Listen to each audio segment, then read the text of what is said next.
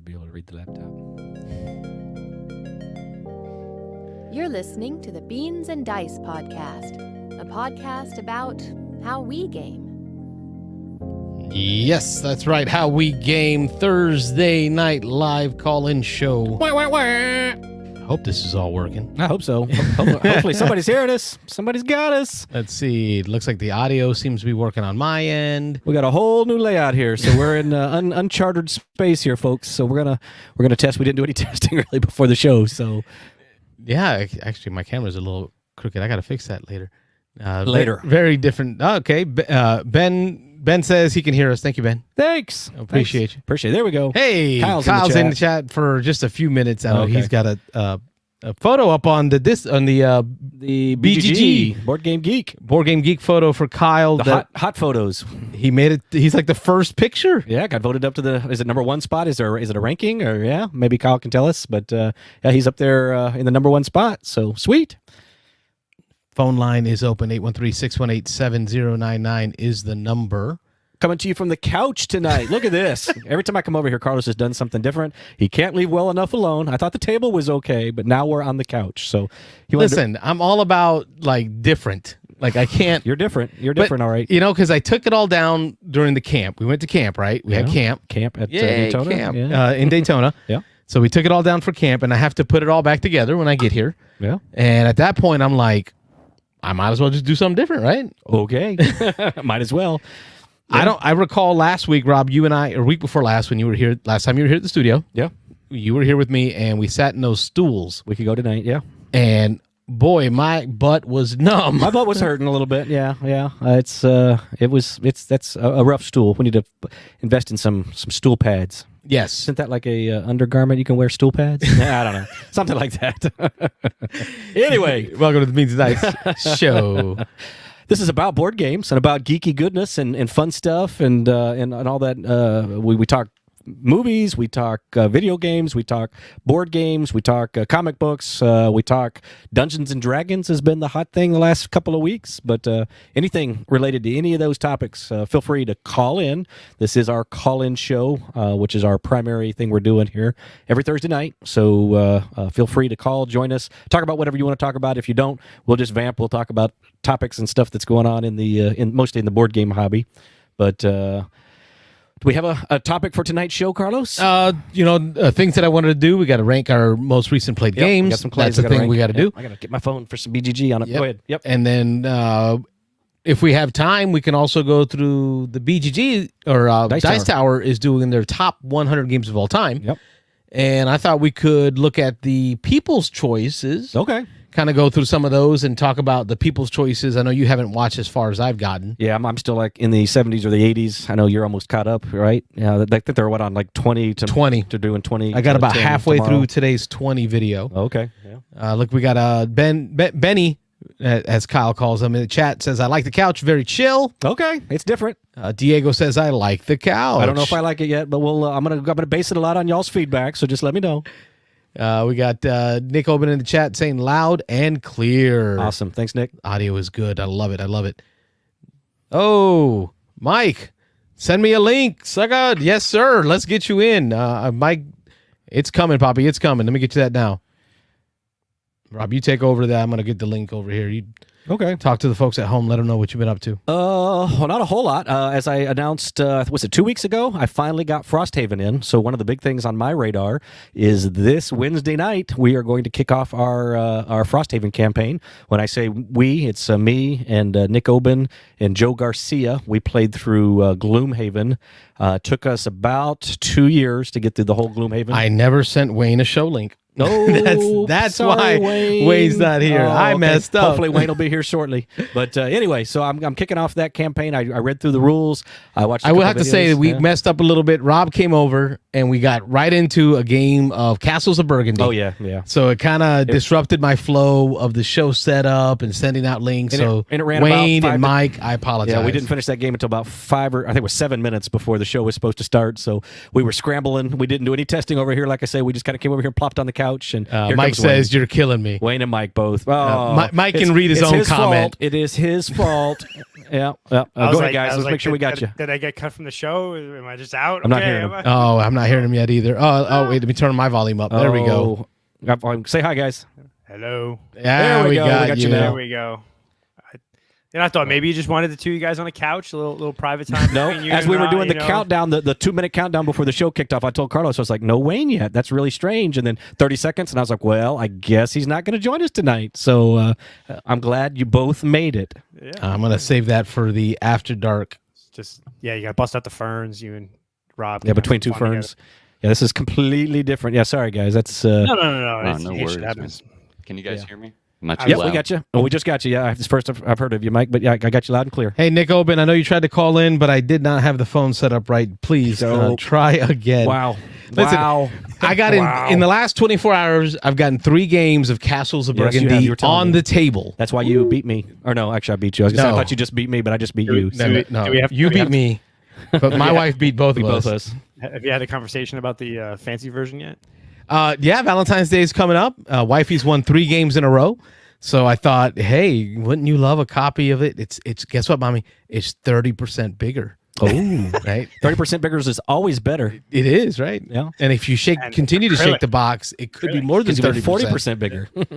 Wow. Anyway. Already after dark. Oh yeah. Well, we're teetering on the edge, so as we do here. But anyway, people Welcome, Wayne. Welcome, Mike. want to hear some stuff. So, Thanks. I'm liking the couch, guys. are you really? Yeah. See, I've got to get used to it because it's completely different. I mean, it's a whole different thing. I've got a little board here with a laptop on it, so it's a whole new thing. It's a little more chill. I am very chill right now. It's like I I'm got sitting my in the family room with you guys. Keep you on your toes, Rob. Keep you on your toes. Show toes. I got my Bacardi Gold. Carlos actually Hey, me has his too. shoes off. Oh, did a beer. gold? Yeah. And Got a beer. I got a beer. I'm doing a little yindling. Needed after day. Rough day. Oh well. Yeah, finance, man. That finance world. But as I was saying, my Frosthaven campaign is kicking off Wednesday, so I'll wrap that up. But we're kicking off Wednesday. We're going to try to do every other Wednesday. So this one is supposed to be 33% bigger than the original, and I mentioned it took us almost 2 years to get through the original. 3% So I'm banking bigger than Carlos's 30%. Bigger. exactly. So that's bigger if everybody's listening than Carlos's Castles of Burgundy Yes, sir. by 3%. So, but who's counting? Yeah. Anyway, so really looking forward to kicking that off. The rule book, I think I mentioned before, 80-something pages, and about half of it is new stuff from Gloomhaven, over the old Gloomhaven. So I'm looking forward to the new content. It definitely looks like it's deeper, so it's going to be interesting to see where that all goes because there's more going on. So I'll definitely be reporting on that in the coming weeks. But anyway, that's my big thing on the horizon. How about you guys? Got anything coming up? Anything you're looking forward to? Go ahead, Wayne. No, it's I'm going to give you the floor Another- for a second. yeah. No, I think mine really is just report back after I posted it to the Beans and Dice Facebook group, but figure report back here is the first month of the year. Certainly not anything like Nick Oben's game a day, but certainly a whole lot more gaming going on in my household this year already, thanks to the board game mosaic calendar that we picked up that has sort of like the challenges in it and things. So I think I ended up 29 unique games in the month of January. Probably, 40 or 50 plays. And then, BGA, I went a little crazy in January. I was going to say, all those games can't be like in-person gaming. No, 29 unique in-person games in the month of January. Yeah, but you had like 100 and something. That's insane. Didn't you? Hmm. Like No, on plays? BGA. So on BGA, I played 375 games in January on Board Game Arena. Yeah, that's Do you crazy. even work anymore, man? That's not unique games. That's total games. But yeah, That's total crazy. games. Total games. Yeah, and I would say about half of those are. So I went through and found like the best 10 2-player games, and my buddy Kevin and I have just been spamming, Targi and Lost Cities. What's the Everybody needs a Kevin in their life. Yeah, well, I'm in a game of Lost Cities now. I'm loving that game. What's the little bug game? The Hive. Oh yeah. So Yep. like 10 different games. So probably about half of those 375 is like him and I just playing these 10 2-player games and bouncing back and forth. For sale, stuff like that. Yeah, sorry that. Yeah. But no, 29 unique games in person in month of January with my kid, some of my friends, with the Beans and Dice meetup groups, couple about a game a day. days. Yeah, it's about a game a day. Wow. Some games 3-4 games in a day. A bunch of cool new ones. Played Endless Winter, which I know we'll talk about later, probably with Rob. Yeah. But it was good. I filled up the whole side of the board of the monthly calendar, and then started my 10x10s and 5x10s. So it's really exciting, and I know I'm going to get some games in start right now this weekend. So it's not going to be game a day, but it's going to be, my goal is every month to fill that calendar with gameplays, and then finish the 10x10, 5x10, and it's really good. It's encouraging because I'm not like trying to go crazy like a game a day, right? Or 100 games in whatever time, every game, things like that. But it's just enough of a challenge to make me want to play more games regularly. So it's good. So Nice. Sweet. How about you, Mike? I posted in our Facebook group that January was probably the best gaming month I've had in a long time. Yeah. Few new games, a couple of old ones like Through the Desert, which is I want to say that's a Knizia game. I don't know. Sounds right. I've never played it, but It's a pretty simple game. But then Guards of Atlantis, which was that MOBA type of game. I'd never even heard of that one until you mentioned it. Yeah. Yeah, it was a Kickstarter. I don't think it's ever going to go retail. They may do another. I mean, I think it's like just delivering recently. Okay. And a friend of mine happened to have it. And the thing is like you need either 4 or 6 players because you play in teams. And it's pretty cool. Yeah, I like that game. But I did get Motor City in. And I picked up for $15. I've been looking at reviews on this. 3 Dragon Ante.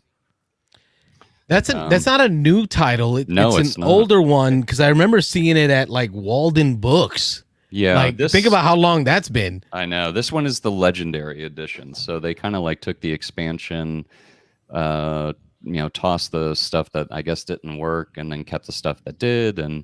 But I watched a few reviews on it because I was just looking for good trick-taking games because I've got a couple, but I can always use more.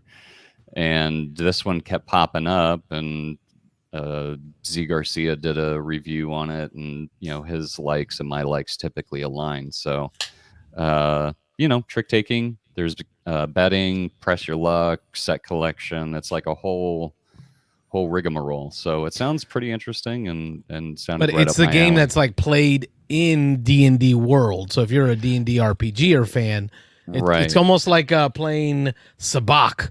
Right, it's in the Star Wars movies, and now I have the card game at home. What game is that again? I'm going to pull it up here. 3 Dragon Ante.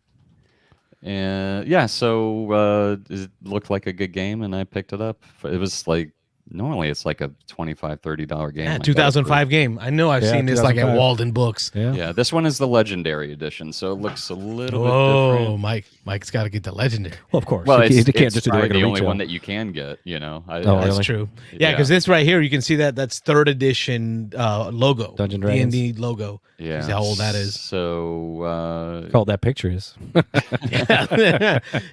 So anyway, I picked it up for $15. So Trick taking though.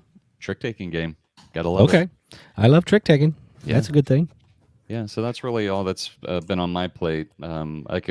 I know we got other things to discuss, but I could always go into the disappointment of Motor City and the production value. Disappointment. No. We can't skip that. Yeah. All right. Hit us with that. I'll bring it up. Yeah. You can't drop. So Let's see. this is the third game in like the trifecta of Fleet the Dice game and Three Sisters, which love those games. Instruction manuals are pretty straightforward. They give photo examples of things, and it's not the best artwork in the world, but it definitely all gels and everything is very easy to see. And I opened this up and I'm going through the rule book, and a couple of the things were like, all right, you kind of have to, they're really not pointing it out, but there were some things in there I was just like, what are you even referring to? Like on your sheet that you're supposed to be writing on.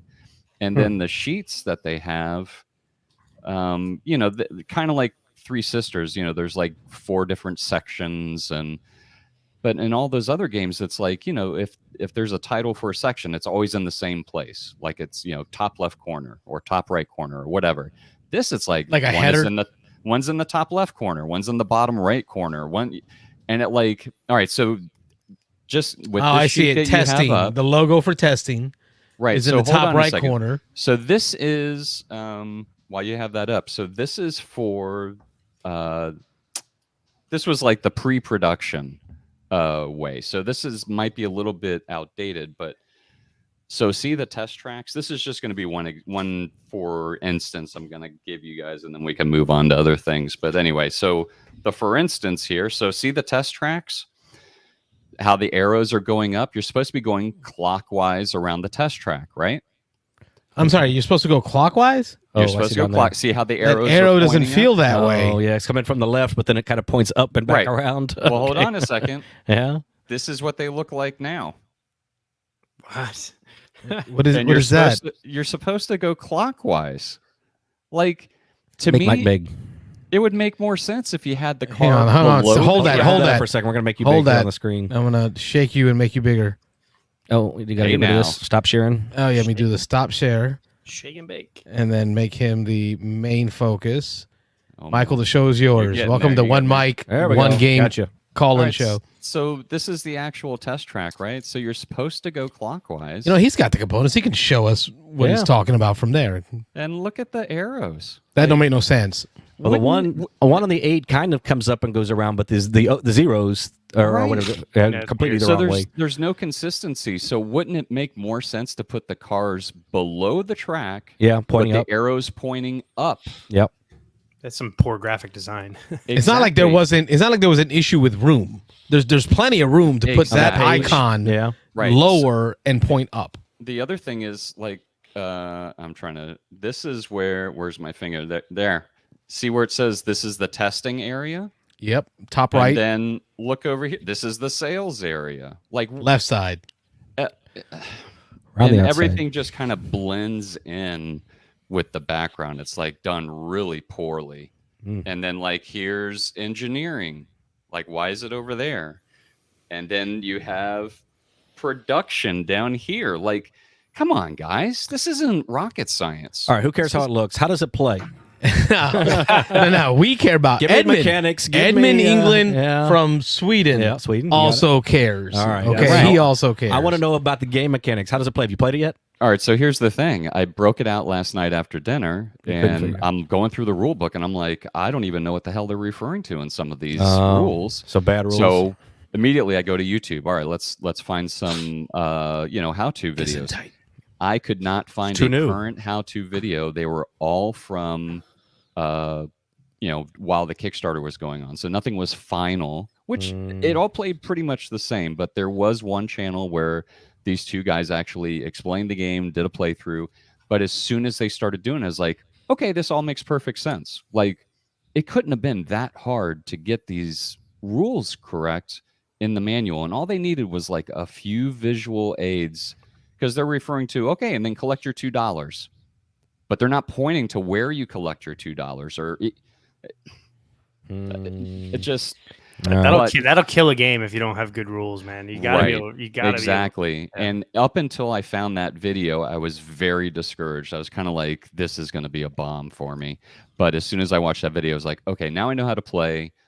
I'm going to get it to the table this weekend and actually get a good round in. And from the play that I saw, it's very much in line. Like, there's definitely some similar mechanics with Three Sisters and also Dice the Fleet game, with a few other mechanics that are kind of like swapped out that make it a little bit more interesting. It's definitely, you have to plan ahead more in this game, whereas kind of like with Three Sisters or Dice, you can just kind of like, or Fleet the Dice game, you can kind of do whatever you want. You're always going to get points. Where this, it's kind of like you really need the plan if you want to do well in this game. So Is this the it's- same designer as the two? They brought in one extra guy on this. I messed it all particular up. one, and I don't know if he really messed it up. I'm again, kidding. I can't say it's a bad game until I've played it a few times, but I think I'm going to actually like it. It's just the rules put a huge and the design. I almost want to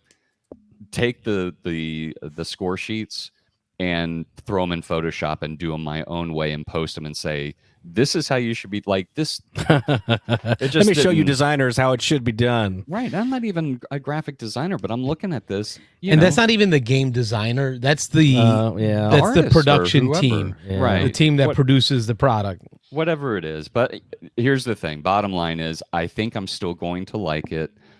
I have a strong feeling it's not going to be better than Three Sisters, but that's okay. As long as it's a good game and I feel it can stay in my collection, I'm totally happy with that. And it's Just- just, again, the theme is in something you enjoy. So Right, and I like cars, and I thought it was kind of cool how they did the box cover like a model car, like that was intentional. Right. It looks like something you would buy at Hobby Lobby or right, exactly, or So- Michael's. Yeah. Out of all of them, this is the only one that has me interested in playing because of the theme. Car theme. Well, I'm telling you, man, if you like combo-rific games, Three Sisters will light your fire. Man. Well, that's what I got. I was just going to say I got to get Three Sisters played. I was actually hoping to play this last weekend, and I went game to game to game. I played 4 pretty decent sized games in a row, and so I just didn't get to Three Sisters. But I'm really wanting to play that. So I know I like Fleet. That's a really good game. Fleet the dice game I played. I want. Thanks, Edmund. I'll check those out. Yeah, it seems to be some. He says some updated playthroughs. Okay, good. All right, so let's see if this phone is working now. Nick Oben, say hello to the folks at home. Oh, why, hello and happy Thursday, gentlemen. How are you? This is Nick. Is the phone working, gentlemen? Can you all hear that? Wayne, hear Mike? him. I don't know if I can hear him. Clear. Can I hear him? He's- maybe. all right, go ahead. Was that Nick? Yeah, maybe Nick. Unfortunately, it's Nick. Hey, Nick. Hey, Nick. Wow, unfortunately. Come on. You had that now. all muted, right? Yeah. Oh, feel- can I he feel hear like- us? I think he can Ah, hear us damn. now. Yeah. Anyway, show's yours, Nick. What's going on? Happy Thursday. Thank you for I was calling. trying- I was trying to call. I was trying. Oh yeah, whatever. I was trying to call in earlier just because Rob was starting to talk about Frosthaven. Frosthaven! I'm excited. I'm so excited. I can't wait. I know we had to put it off about a week longer than I wanted to, but I wasn't going to push it. When everybody's ready, they'll be ready. I appreciate you. No, yeah, I'm excited. We're gonna start with the every other week, and Yep. I think that we will try. I think we're gonna that'll probably until some other things settle down. That'll probably be good. But my guess is that we're gonna want to accelerate to the weekly. I'm excited for it. I think. Yep. Yeah, me Really too. good. It's Really Mike. good. No, and then what's that? Oh, I'm sorry. We had Mike on the full screen again accidentally, but go ahead. We never want Mike on the full screen again. Yeah.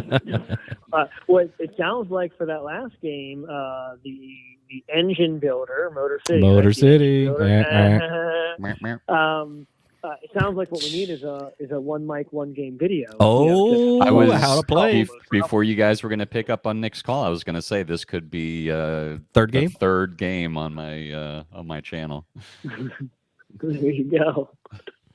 No, but it's actually here. I got two things. Well, one, it sounds like you guys are going to talk about Endless Winter later on. I wanted to note that me and about half of the crew there got a game in, as well as Samantha, of course. Samantha from the Beans and Dice and Wesley Chapel group got a great game of Endless Winter in over the weekend. So Nice.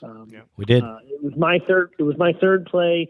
I need to do something different because, and Mike, I hear you chiming in there.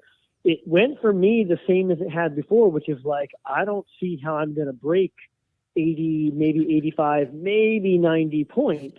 Meanwhile, Wayne showed us what's up He did. by focusing more on one of the strategies, Completely and did ignoring well. other Like, ones. Yeah. yeah. Oh, yeah, completely. I mean, Wayne, you literally did not put a single extra tent. Everyone starts with at least one tent down the middle. You didn't move a single tent or place another one down the entire time. So that entire area control 1/4 of the game It was gone. 0. and 0, and you still then won, and by a noticeable amount. I mean, it wasn't like you crushed us, but it was like the next echelon up. Yeah, it was in the low 90s or so. What did you focus on, Wayne? Yeah. I'm curious. I had my guy's special ability was hunting, and so I went nuts with animal collection. All he did was hunt. All I did was hunt, Yeah. and I won a lot of the the nighttime things. Mhm.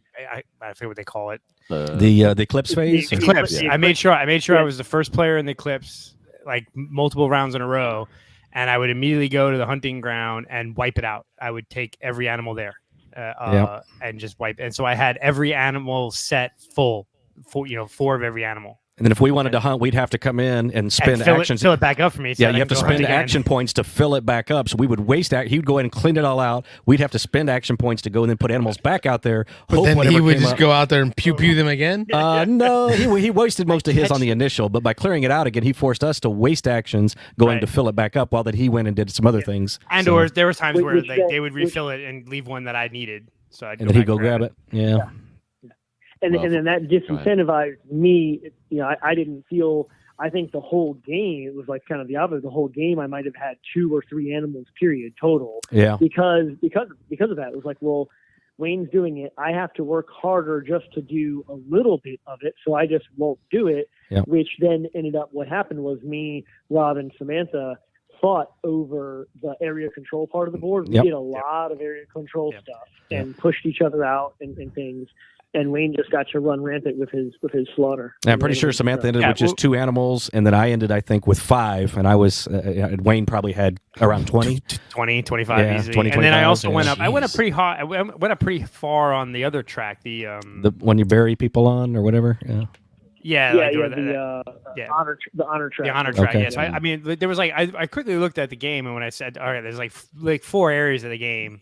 I'm not going to bother with one of them, right? I'm not so let me pick an area that I think I'm just going to ignore. And it was the first turn, I realized that Rob and Nick were probably going to go for that area. And I'm like, I'm not going to get in that because it's just, I'm going to fight them the whole game. I'm not going to do that.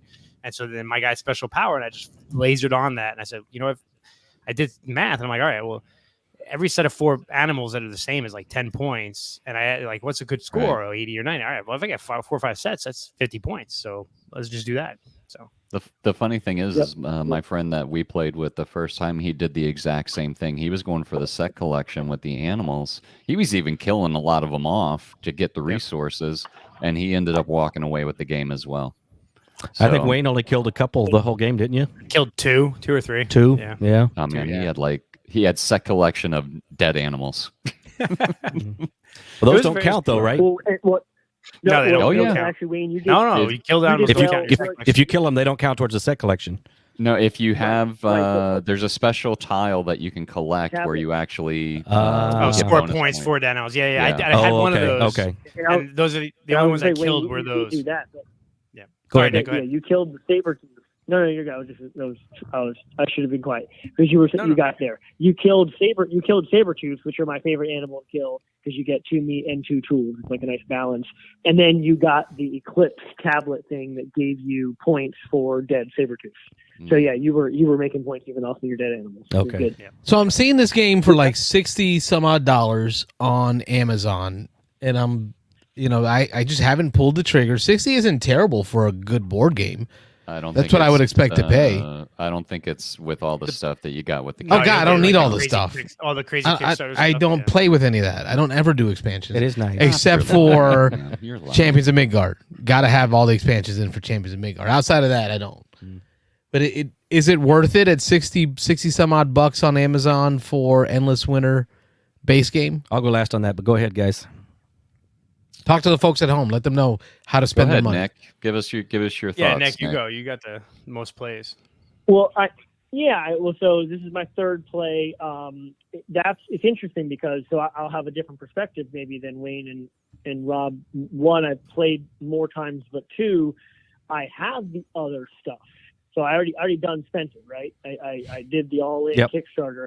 So I am eager to get it back to the table so I can do. I actually as we were going through the box, the other modules, the things we didn't play with on Saturday.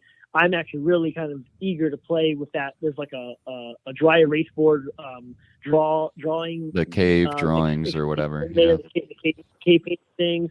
There's a whole river and rafts expansion.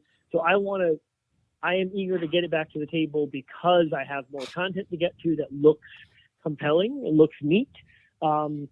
That being said, if I didn't have that expansion stuff, having played Endless Winter 3 times now, I wouldn't need to get that base game only back to the table for a while. It's wow. fine. I agree. Fine. I'm right in line with Nick's I agree 100%. thought process. Exactly. I'm glad I played it. I'll just be short and sweet. I'm glad I played it, but I wouldn't buy it, even the base version. If the modules add quite a bit to it, I would consider buying it with the modules. But the base game, I'll play Arnak, I'll play Dune. Those give me enough of that same flavor, and I think I like probably both of those better. I've only played it once, but that was my initial take on it. Okay. That's important. That's crucial because that was $60 I was about to burn. Yeah, Yeah, I'd wait and play. I'd play Nick's upgraded copy. If you want to do that, play his first, and then maybe try some. And of the that might be modules. enough. Yeah, just getting it played, getting it to the table might be enough. I'll save my money for And heat. There you go. It is a neat game. I will say, I think every week I end up bringing up BGA at one point.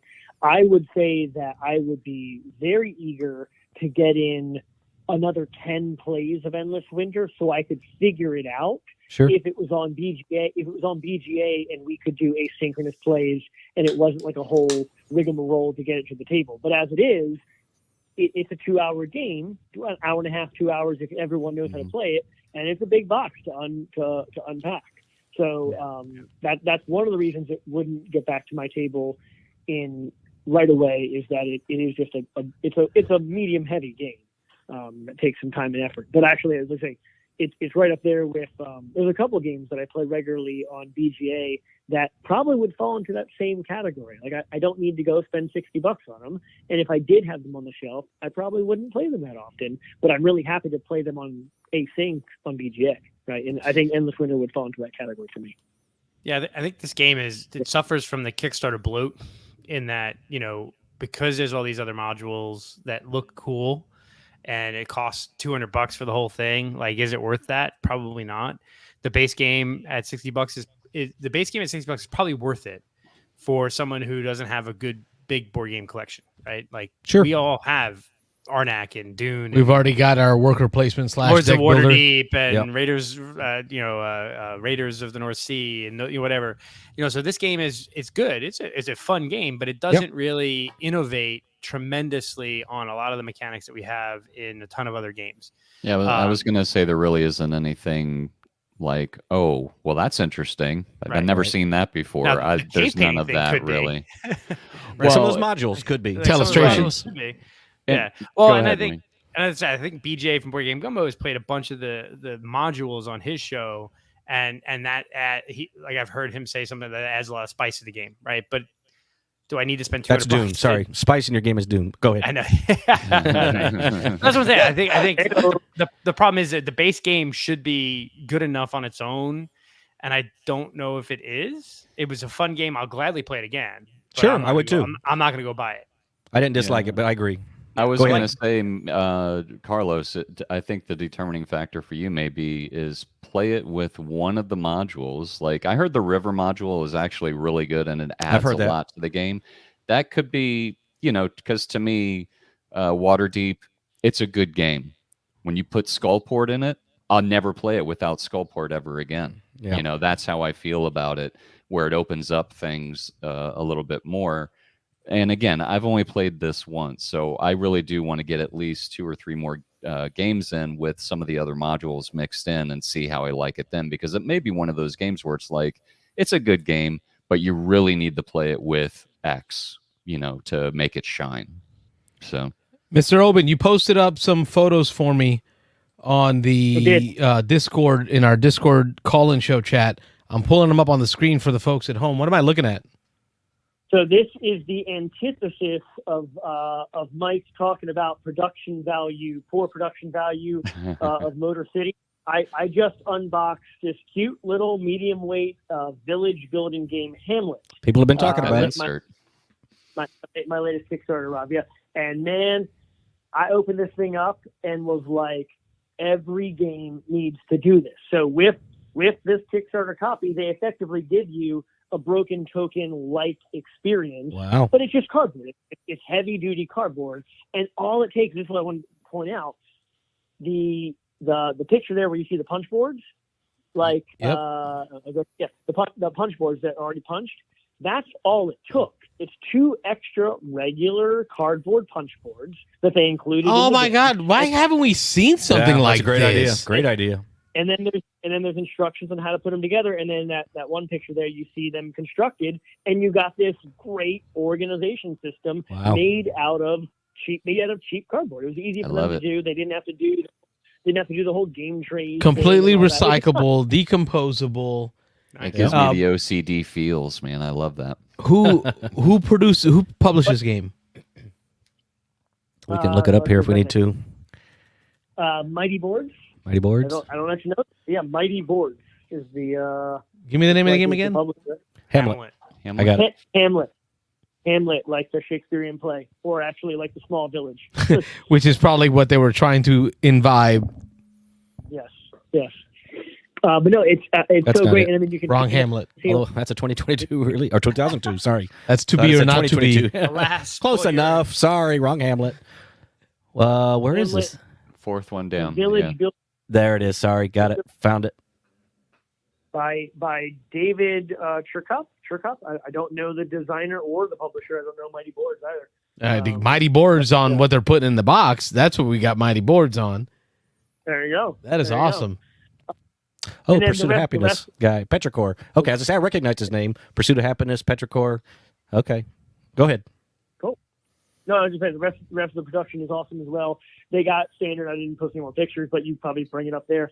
They got the screen printed wooden meeples, metal coins in the Kickstarter version, and then a really neat cardboard church that you also construct that has a dedicated spot if you go to one of those pictures again. Like that's another thing I was going to say is the bottom of the board, the bottom of the box, where you end up nesting in the cardboard container system, then has printed indicators of all the components that go in each of the little sub spots. I mean, it's just Genius. great. It was like, it was amazing.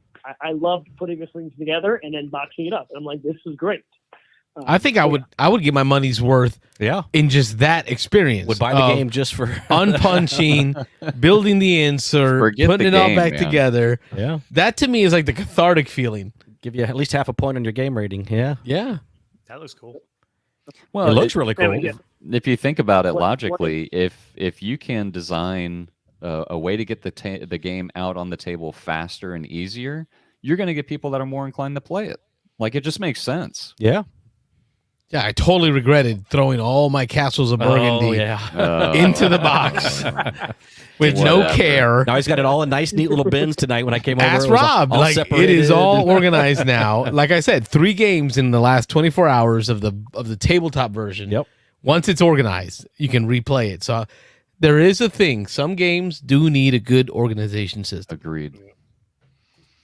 This Hamlet looks good. I say the rating on BGG is only a 7.2, so I'm a little leery about that rating. So But what do you mean, Larry? 7.2 newer is game. not bad. it's not bad, but gosh, how many I'm only looking at ratings? 8s and above now, anything Carlos. below a 9 and a Yeah. 5 on the difficulty scale is a Get light outta here. game. Get Is outta a here. light game that he's weary about.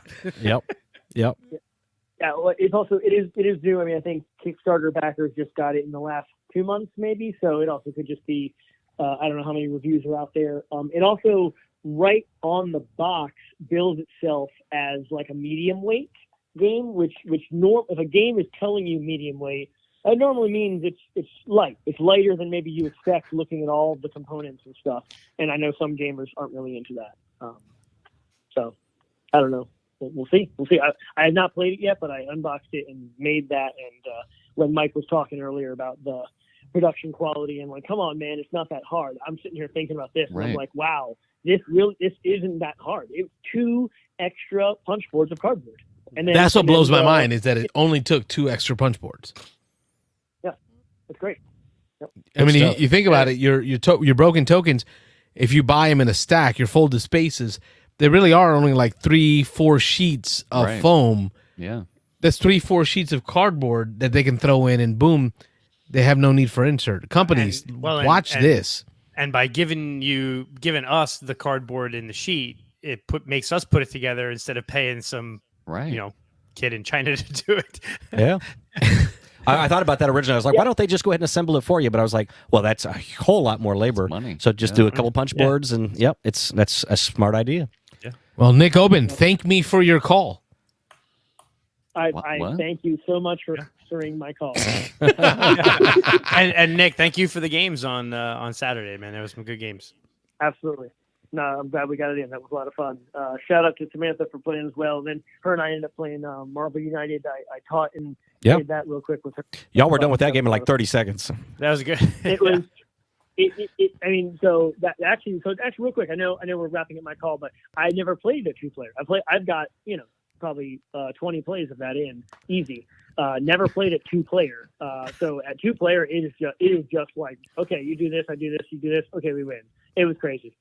We did Ultron. But did you do the harder version? Or did you play with all the cards? He was just teaching Samantha, so they played. If you're doing 2-player, you have to go like super hard mode. Get rid of those wilds because it's just too much control. Yep. And that's what it was. That's what it was. Without the kids to screw everything up, as adults, like you got to get rid of all that fun stuff. The two of y'all were literally done in, it was way under 30 minutes, I think. Y'all were done in 15 minutes, I felt like. But it's like watching a game of Tongue. They slam some cards down. All right, we win. Yeah. Yeah. We set it up. I taught it. And I was eating lovely chef salad from Your Turn Board Game Cafe. Yep. All easily in 20 or 25. Oh, yeah. There it goes. Awesome. All right. Let me let you guys go. Thank you, Carlos, for the call. It was really great. Good for me. Hope it was good for you. Enjoy the couch. Don't get too comfy. I'll see you Wednesday, if not sooner, Nick. Yeah, stick around for the After Dark with Rob and I on the couch. Oh, these shirts come off. They didn't tell you it's They're full snaps. It's a pull-out couch. Good night, Nick. Good night, Open. On that note, speaking of Your Turn, heads up, folks. There is the Your Turn flea market coming up. Oh, yeah. Flea market's coming up February 12th. Another one. So another flea market. I did buy a table. I'm not 100% sure if I'm going, but I know the tables sell out like that. Nice. So I threw my name in there for a table. Have an empty No, man, table. he sold like a ton of games last I time. know. He actually sold. Listen, I'm picked actually up some- mad because I picked up some Massive Darkness, and I'm really considering just selling Hero Quest. Oh. Like I don't think I'm ever going to play Hero Quest. The full Pulse, full edition, the Epic Magic edition or whatever it is. I know we weren't too impressed by that one. We were not. Yeah, man, you gotta sell it off. But on the phone, we got our man, William Sepulveda. Thanks for calling in, William.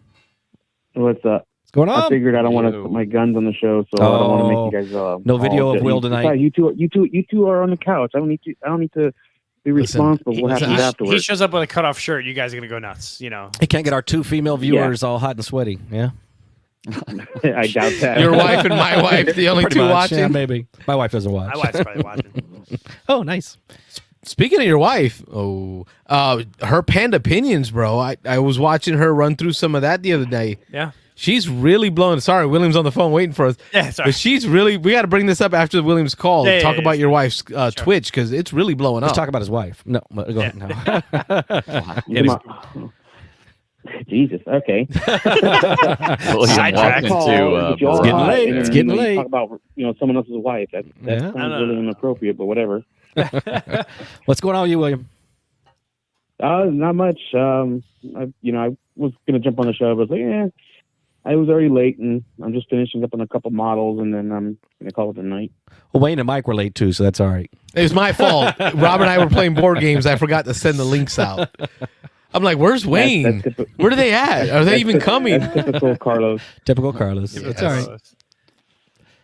So no, I'm just finishing up, some final touches on some miniatures, and then I'm gonna call it a night. What games have you played? You played some games. Well, Killteam is supposed to be coming up this Friday. It got rescheduled, didn't it? No, this will be our second day. Yeah, they played. Oh, you did get the game in. Yeah, we got a game in. It was a learning game, number one, and number two, it was all about the little nuances of certain rules and stuff like that. And, it was a lot of like, oh, that kind of moment. But We'll save those for the After Dark. All the O's. Yeah, there was a D&D RPG group there, and a couple people walked over and watched, and maybe they'll play tomorrow. But we haven't started anything. We're still doing like learn to play kind of deal. You're going to be up at Your Turn tomorrow then for Killteam? Yeah, I'm gonna be there again because I'm still learning my team per se. I haven't, I'm still learning all the little, tricks that I have in the bag. All the little stuff that I can do to surprise my opponents. I haven't learned all of that. Nice. So I'm like, I forgot I can do this. I was gonna say tomorrow is also First Friday, so I know that there's a lot of people maybe going up there for board games and stuff. So I might actually be free tomorrow night, so I might be heading up to your turn if folks are interested. There's definitely going to be Nice. some people up there playing games and stuff. If he did the same thing we did the D&D night, he has the main room for the board games, and he has the other room, and he usually closes the door so that we can hear explanation of the rules and stuff like that. And that's what we did. But people walked in because they need to use the restroom. There's another one outside, and when you see table presence of a bunch of terrain and stuff, people ask questions. So it was all right. I will just say this: it was a friendly game, but I kind of slaughtered the opponent. I'm sorry. You can't help yourself. Of course can you did. Yeah. We could have guessed that if you told us you were playing against a I feel newbie. bad for the guy. He put his most powerful unit in a good position, and I just said, you know what? And he's never I'm gonna coming take it out. back ever again. No, what I did was towards the end of the night when things got we're about wrapping up, I said I just moved something up and I said, hey, let's see how powerful that weapon is. And then I was like, oh well, I'm gonna make sure I never do that in a real game.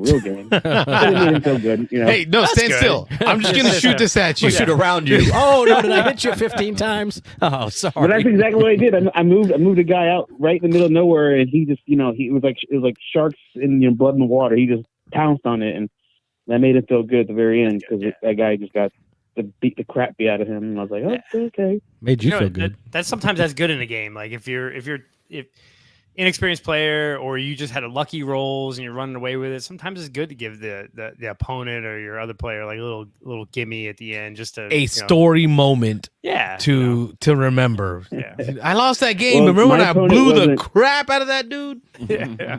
He wasn't unfamiliar with the company Games Workshop. We were both unfamiliar with this particular game set. Right. That's it. Yeah.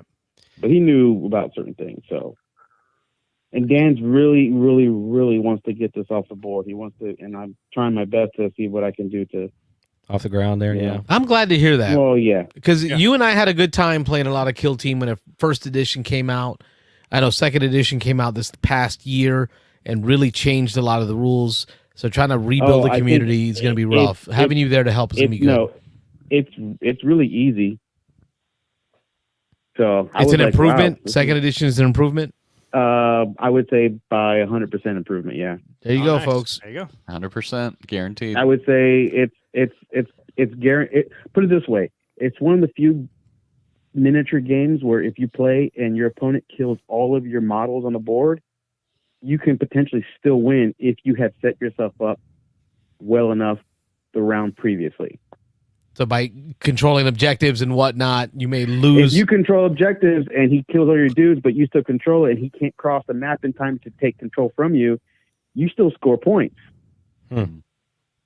There's a lot So of if depth. you did everything. Yeah, there is. I'm like, oh man, because you can. Yeah, the game doesn't end until the fourth round.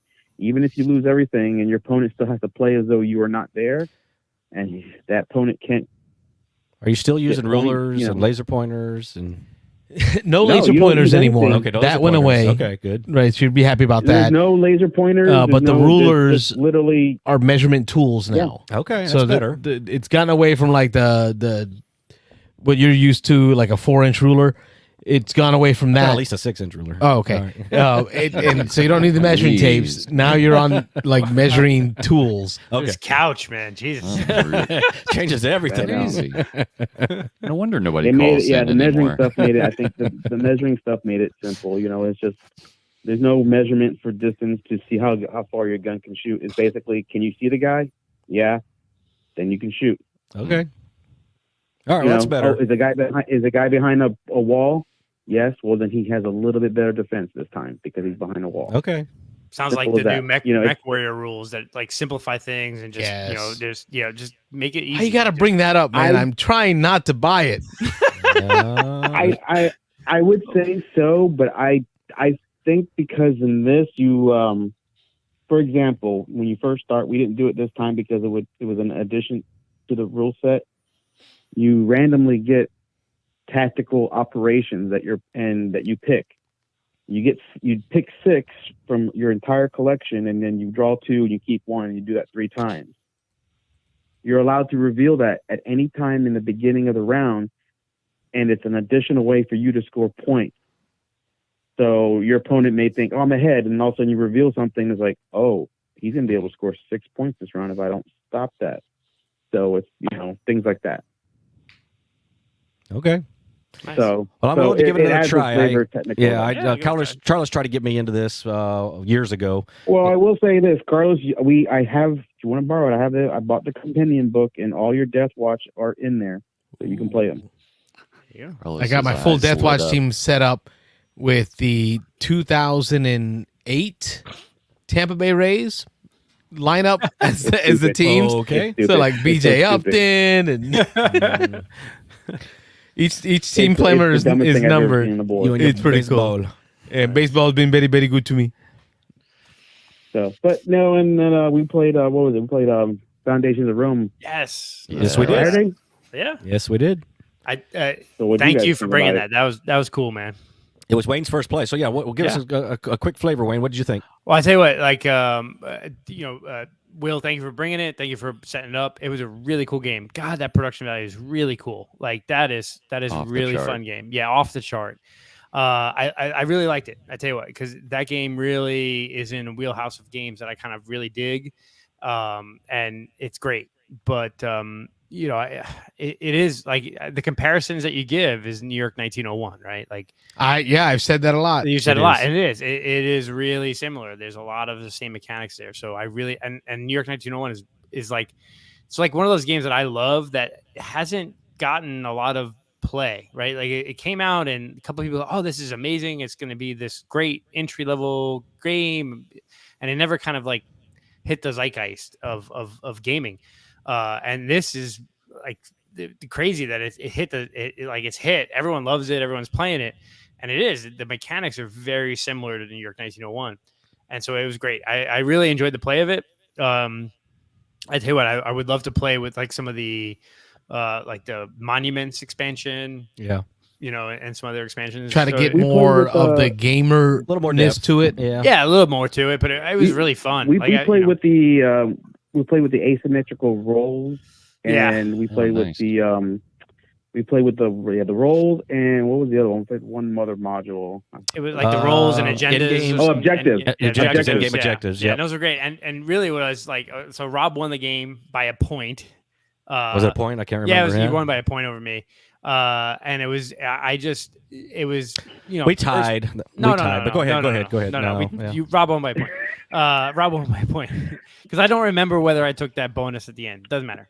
But no, it was a fun game. It was really cool. It was fat. Like that's the kind of game. It plays very fast. You could Yeah. play that game real quick if people. It could get to the point where if you have 3 or 4 people that know that game, it could almost be like a silent play. Like people just going, bah, bah, bah, bah, bah, bah, just Yeah. playing it, and it goes quick. It got kind of slow a little bit later on because you guys were really, Thinking it. everyone was really blocking each other. Everyone was really just digging into each other.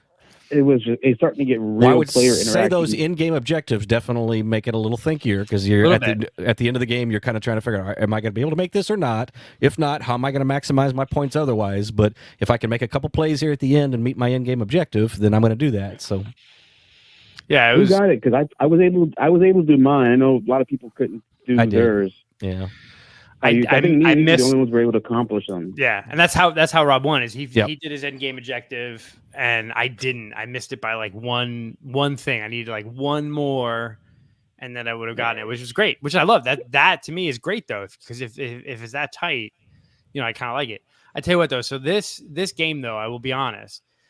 Foundations Rome is a lot like Endless Winter, where it's like, Yeah. I'm not going to spend $200. Like I wanted, if I want it, like I would want to play it, but I'm not going to spend the $200 to get it. But the good news is, as long as one person in our group has it, we could play it. So like Will has a copy. So, and I know that, Oh, I wanted it from day one. I was just like, exactly. and you know what? It wasn't because of the production quality. It was because it's a Roman theme game. Right. He's got his That's Roman correct, yeah. soldier complete cosplay at home, Have you helmet, played- Gladius, and all. That's how he plays it at home. So I'm here. We got to play Concordia then as well. Oh, but he Concordia. also Yeah. plays it shirtless, so he's got his little red cape, his helmet on, and he's the got guns out. not just suns out, guns out. Oh, It's yeah. skies out, thighs out. Oh, wow. He's going all the I way. mean, Whoa. if you look at it, the gaming shelf that we bookshelf we all have was like they're called the Calyx. Calyx, yeah. Calyx, yeah. Yeah. So I have almost 2.25 of those shelves full of just Roman themed games. Yeah. Awesome. Great. So that's what I'm saying. yeah. I know, Will, you love this game, and I will play it anytime you bring it anywhere because it's a great game. Yeah. But it's a little pricey Oh, for me I to go mean- and buy on my own, I'm glad I didn't spend the extra $50 to Sun $75 drop. for the sun drop because those things look kind of nasty. So Yeah. I'd rather paint. It's gonna take me forever to paint it, but whatever. Yeah. So, Mhm. I So, painted Car- like 3 things so far in that thing. So like Carlos, you've asked a couple of times now because you played 1901 with me, and then you went out and bought it because you liked it, and you've been like Foundations of Rome versus 1901. Well, you can play Will's copy. Right. Yeah. I think that'll do. That'll do. Donkey. That'll do, donkey. That'll do. It is a really good game. Well- It's great. You got to think about it this way. The same thing with Carlos. Carlos has Clash of Cultures. I love that game, but I'm not gonna buy it because Wrong answer. I'd rather play with if Carlos is gonna play it, he's gonna at least need 3 people to play it. So I'm Right. gonna be down. I'm gonna be his second. Yep. And all he needs is one more person. I'm so trying to figure out how do I get wifey into Clash of Cultures Mm, Well, But like- in a couple of in months, a way that it's a good day and A it's good day. enjoyable. Like I got to make Right. sure I deliver it right she has because I to really enjoy want her to the like that game. Yeah. I really But- want her to like that game. And in a couple of months, I'll have the $200 version of Castles of Burgundy. So it's like you've got Clash of Cultures. Will has Foundations of Rome. I'll have. But Carlos is Castles of trying not to Burgundy. buy that. But I was gonna mention Carlos and I have had that conversation not too long ago that we got to realize, especially this guy, that there are other people in our group are going to buy games, and we don't have to own every game. As long as somebody, like Wayne Yeah. said, as long as somebody in the group gets it and can bring it to a game day, and we You can mean I don't have to buy all these games? all these games. I don't- No? See, and that's the thing is I think- before Dan's store was around, Oh yeah, it changed this everything. was the library. Yeah. Like this was where Right. people came to play games that they didn't buy. Yeah. That's how I treated it. I was like, hey, you want to borrow it? Borrow it. You want to come over and play it? Come over and play it. But then Dan came around with your turn, and it's like, I don't need to be that guy anymore. Yeah, he's got like 23 or I 2400. wasn't gonna be that guy to begin with. Yeah. Why would- but Exactly. whatever. Yeah. And then the other day I was over there. We were just over there this weekend, and he came over to me. He's like, "Hey, have you played whatever?" I was like, "No," and he's like, "We got it." I was like, "Oh, I was looking on the shelves. I didn't see it. Oh no, it's in the back. I haven't brought it out yet. But even though we've got 22 or 2300 on the shelf, I've got another 300 or 400 in the back room that I just haven't inventory to put out yet. No exaggeration on that holy one. No, crap. no exaggeration. Yeah. Yeah, it's crazy. And great food, beer and wine. So you can't complain. Oh, yeah. It's Yeah. Can't Will, afford we that. wish you the best Friday for some more Killteam. Yeah. I might be You up got the there. link to You the might see show, me. so if you wanna keep this call going, jump into the link and bring yourself in. Otherwise, we're gonna open up that phone line and see if anybody else wants in. No, yeah, opening up other people. I'll have the show playing in the background. I need to finish some of the models here I want to get done. All right, Mosaic So I'll first. continue to Mosaic. do so. I'll type in there when you're wrong. How's that? Okay, There you you do go. that. You do that. Hit the chat. Good night, Bobby. All right, see you. Bye. Yeah. Phone line's open. 813-618-7099 is the number. I got to jump in with something real quick, just because we were talking about your turn. I did find out tonight that right before I came over that Dan is canceling the Thunder Alley League that was set to start What? Saturday. He only had a couple people interested, so I'm really bummed about that. But we're going to try to reinitiate it later. So If he starts in a month, I'm down. okay, well we're going to try it again. So I love that game, so we'll do it. Hello. Thanks for calling the Beans and Dice show. State your name. Where are you calling from? Hey, this is Jim from Florida, Jodak. Hey Jim, Jim. Hello, Jodak. how are you? All righty. Wanted to share a short story with you guys. Story time with you Jim. know, we've talked. Sure. We talked about Legends of Void a few times, Oh yeah. and I went out and bought it, and I learned it, and I really like it, and I've had it out a couple times. The first couple times trying to teach people was difficult. So I went and made my own player aids to help out. And I ended up posting them on BGG. And Toyd, the makers of the game, actually contacted me and talked to me about them and sent me some minor, definitely homemade, sent me some production value copies. Nice. Wow, Look that's at cool. you, That was brother. really cool. Very So I just cool. wanted to share that. Damn, man, that's cool. I really want to get this game to the table. I was a backer, and I'm very excited. The production value on it looks amazing. I love the art in this game. It's a lot to set up, and there's a lot to the game, but it is really good. Oh, I'm glad to hear that. Um, Because this one Yeah, almost it's just- didn't. This one almost didn't fund. yeah. It was like, I think they had they had a goal set at like 34,000, and I think it like just barely went over 34,000 at the end of the. And everybody was thinking like they're not going to make it if they only.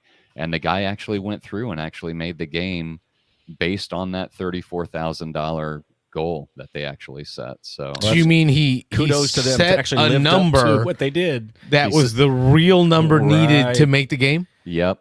That's crazy. That's crazy. They don't do And that. if you actually go to the Kickstarter page, it says funded in 24 days.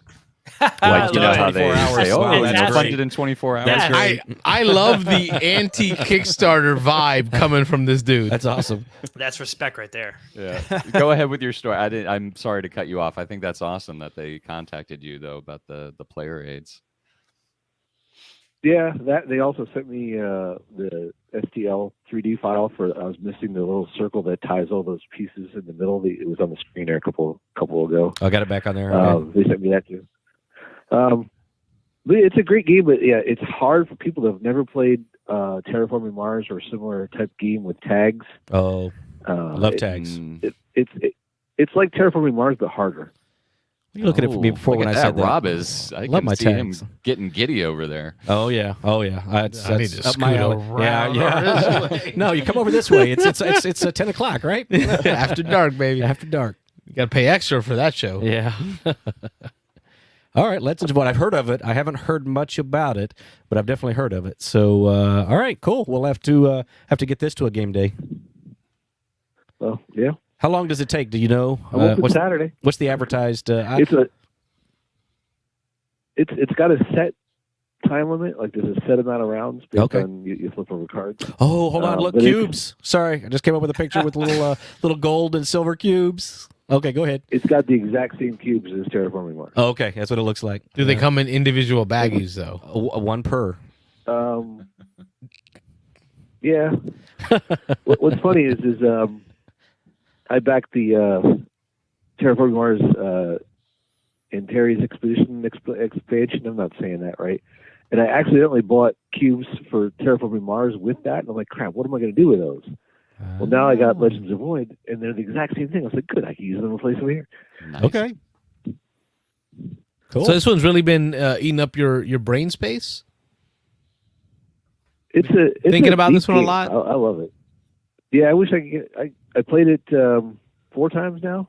Oh, nice. Wow, that's pretty good. Yeah. There are games I've had for 10 years I ain't played 4 times. For sure. Or Half once. of my 3/4 of my games. I'm seeing a track here where you're moving cubes, kind of pushing cubes along a track. Kind of reminds me a little bit of Vindication, kind of moving cubes over. That would be kind of more transmuting, I think, in Vindication. But Wait, you see that arrow flow from blue to red to green, so it is almost like a Vindication feel of conversion. No, it's actually exactly Terraforming Mars. You know how you transfer energy to heat? Okay. oh, okay, gotcha. Okay. That's the same thing, except there's a third step in it. You're going from I forget the terminology, mana to dark matter to Badassery. I forget the term. But Okay. Okay, so you're kind of pushing them along that track. And then what's the other game I was thinking of? There's another game that's similar to that. But yeah, okay, cool. I wished I lived in Florida so Jim could teach me this one. Yeah, that's Yeah. cool. I like it.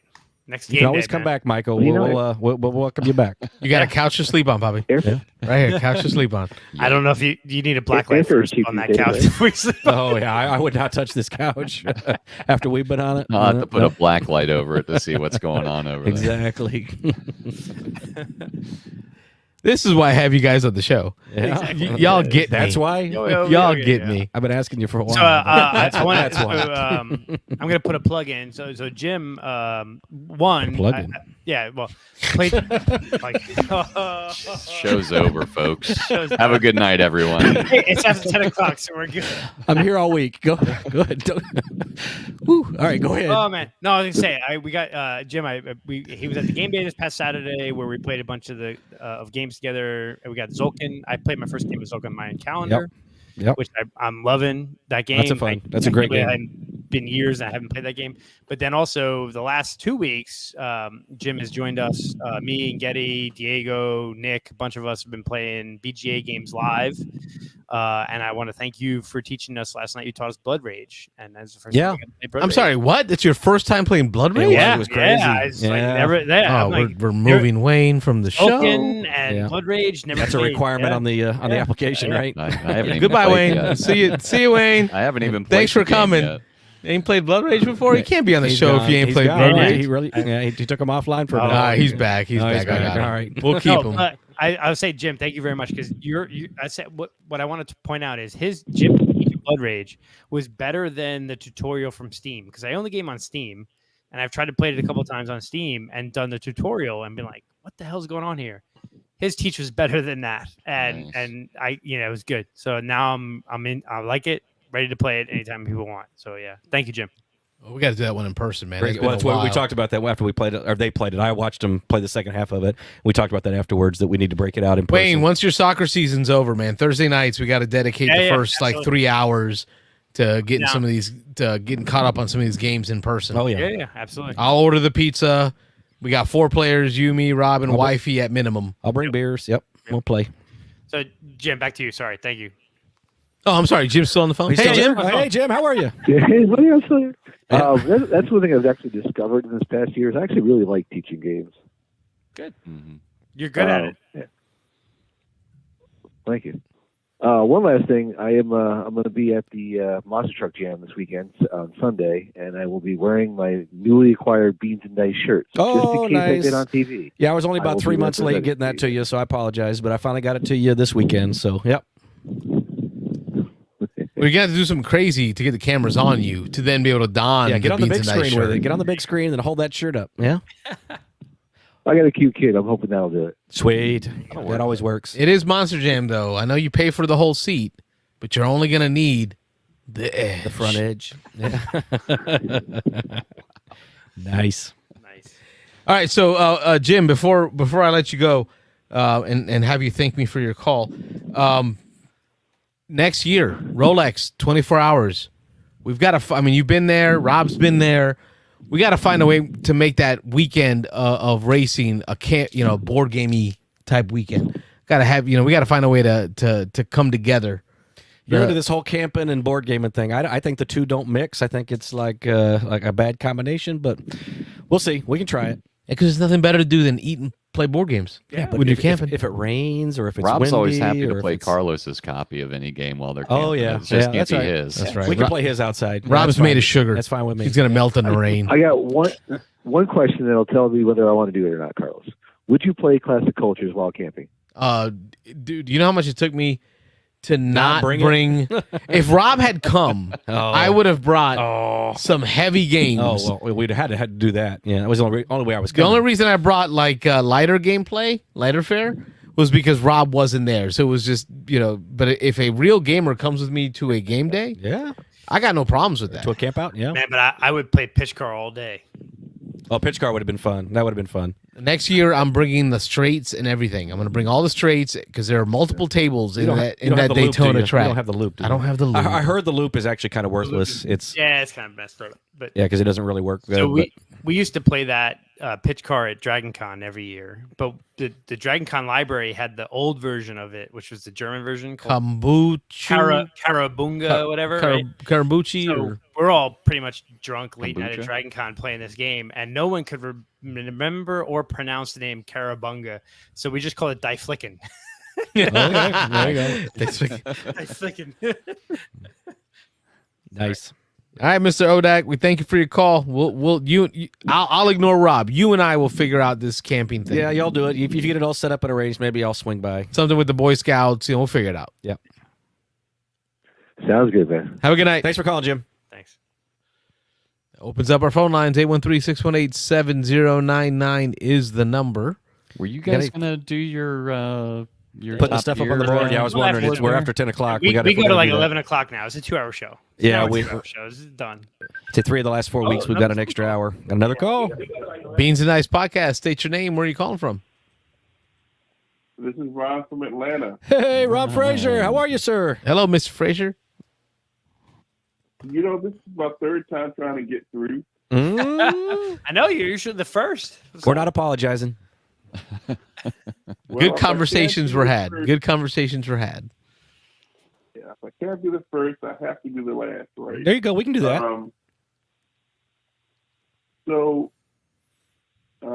I missed the beginning of the show, but I caught the show halfway through Nick's conversation, what have you. Okay. Something I had learned earlier this week, and I threw it in the Discord, was the fact that about 1 in 20 people cannot visualize images. Here we go. And I thought that was fascinating because because I figured that has to impact somebody's ability to play a board game, particularly these modern board games that are, with all this theme and stuff. But even the more abstract games, some of those games you really need to have some sense of spatial awareness or visual awareness, I think. Are you saying like they're visually impaired? No. What do you mean exactly when you say they can't? They can't see images in their mind, or they cannot imagine images, or have a very hard time. Okay, all right. Yeah. Yeah, I know I chimed in. I have struggled with that a little bit. I don't know that I'm completely to that point, but it forces me, my difficulty with that forces me to use other devices like mnemonic devices and things in any kind of game that requires any kind of memory, like a drafting game where you're passing off cards and you got to remember what comes around. I have to set up other devices for myself, like alphabet, trying to remember, okay, this card starts with a T and the next one's, I've got a T and an A and an R in my hand. And so when I hand them off, I got to remember TAR. TAR is going to come back around. Oh my God. Somehow associate those two you have things. a bit of that, yeah. Yeah, so I again, me and my wife were talking about it at home, and so we were kind of messing around with each other. We're like, all right, close your eyes, and can you imagine, a red ball, a kickball, or close your eyes, can you imagine, something every day that we see around the house? And for some things I could, for a lot of things I couldn't.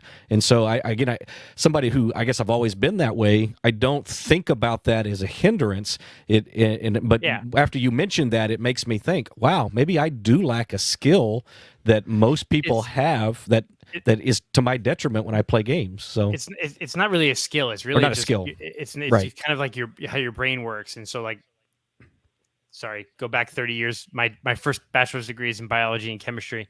Sure. But, so there are certain brain patterns where you can. He said first. First. How many you got, bro? He's boasting. I have 2 bachelor's degrees and a master's degree. Yes. Okay. All right. Hey, achievement unlocked. There you go, Bobby. Yeah. Anyway, no, but there are certain people who can visualize things, and there's a spectrum of that, right? Where he just knocked himself off with the. What are you doing, Carlos? We are still here. Right, Keep it going. Go ahead. Keep going. Keep it going. No, but there is kind of a spectrum of people that who, when you close your eyes, you can visualize things in your mind. And so it's think about close your eyes and visualize a roller coaster that you were on and try to remember a roller coaster and how it went, right? And can you visualize that whole thing or not, right? And so where can you go with that, right? And there's some sort of scientific studies that look at engineers, right? And so you look at, say, a mechanical engineer, right?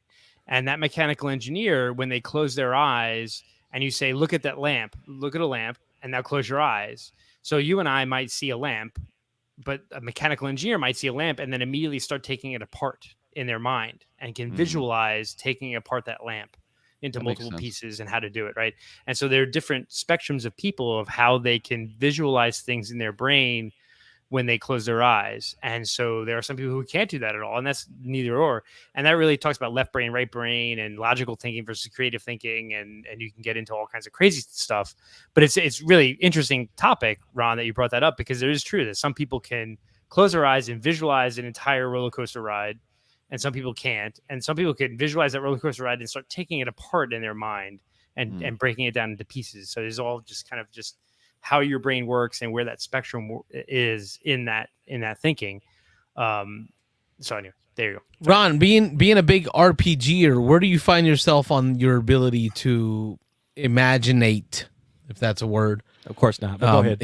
In your brain. How you? I see images. I visualize images pretty well.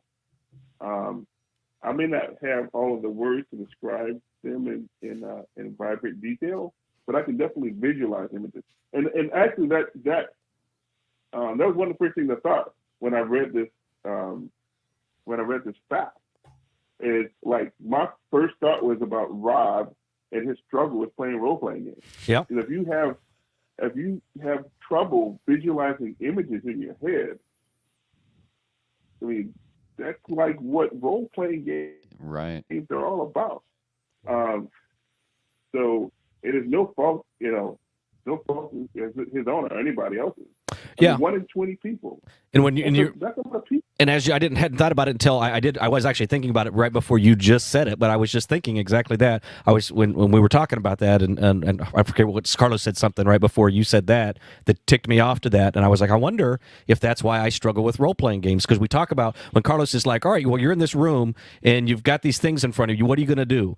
And I can't visualize. I can't even start to think about. All right, I've got these imaginary things in this room. How am I going to interact with these imaginary things? Because I can't even see them in my head. You've got a ball, you got a sword, you got this. Well, what are you going to do? What the hell kind of dungeon are you in? I don't know what kind of role playing game I'm in. It's a circus role playing game. Yeah, I can't even start to imagine what would I do with these things because I can't visualize them. So if I can't see them and I don't have a board and I don't have hex grids and I can't plan my movement. Oh, you think about these ruler games with you too. There's no hex grid. Yeah, it's all kind of let's put it over there. Let's and that's where something.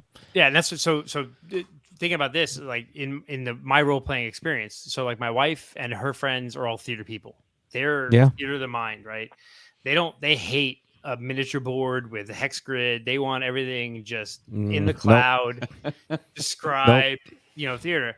And then I have other friends though that we play in a map, and there's figures and there's miniatures and there's buildings that we build, and that's where so Rob, that's why you like Gloomhaven. Yeah. Right? Exactly. Gloomhaven 100%. So think about this: if Gloomhaven was, if you were playing a Gloomhaven scenario and I was the GM and I was running the scenario and talking you through it, that's role play. Oh yeah, right. That's completely different. Right? In my mind, completely different. But yeah. but if I was GMing the scenario, playing the villains, and you were on the hex grid, moving your guys around, playing your cards. That's a version of role playing that you would probably really get into. Sure. Because you could also visualize things on the board.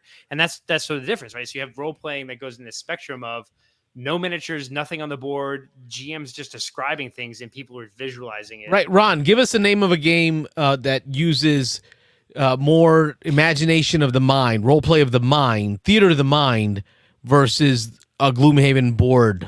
What are some of those role play games? Okay, so there's a lot of games that use theater of the mind. Like there's one, Iron Sworn is something I'm pretty big on. That's actually a solo and cooperative game. You could also play it the traditional way. Actually, the older versions of Dungeons and Dragons, like pre 2000, they didn't rely on the grid and miniatures as much. People used them, but they weren't really required. 4.0 required it.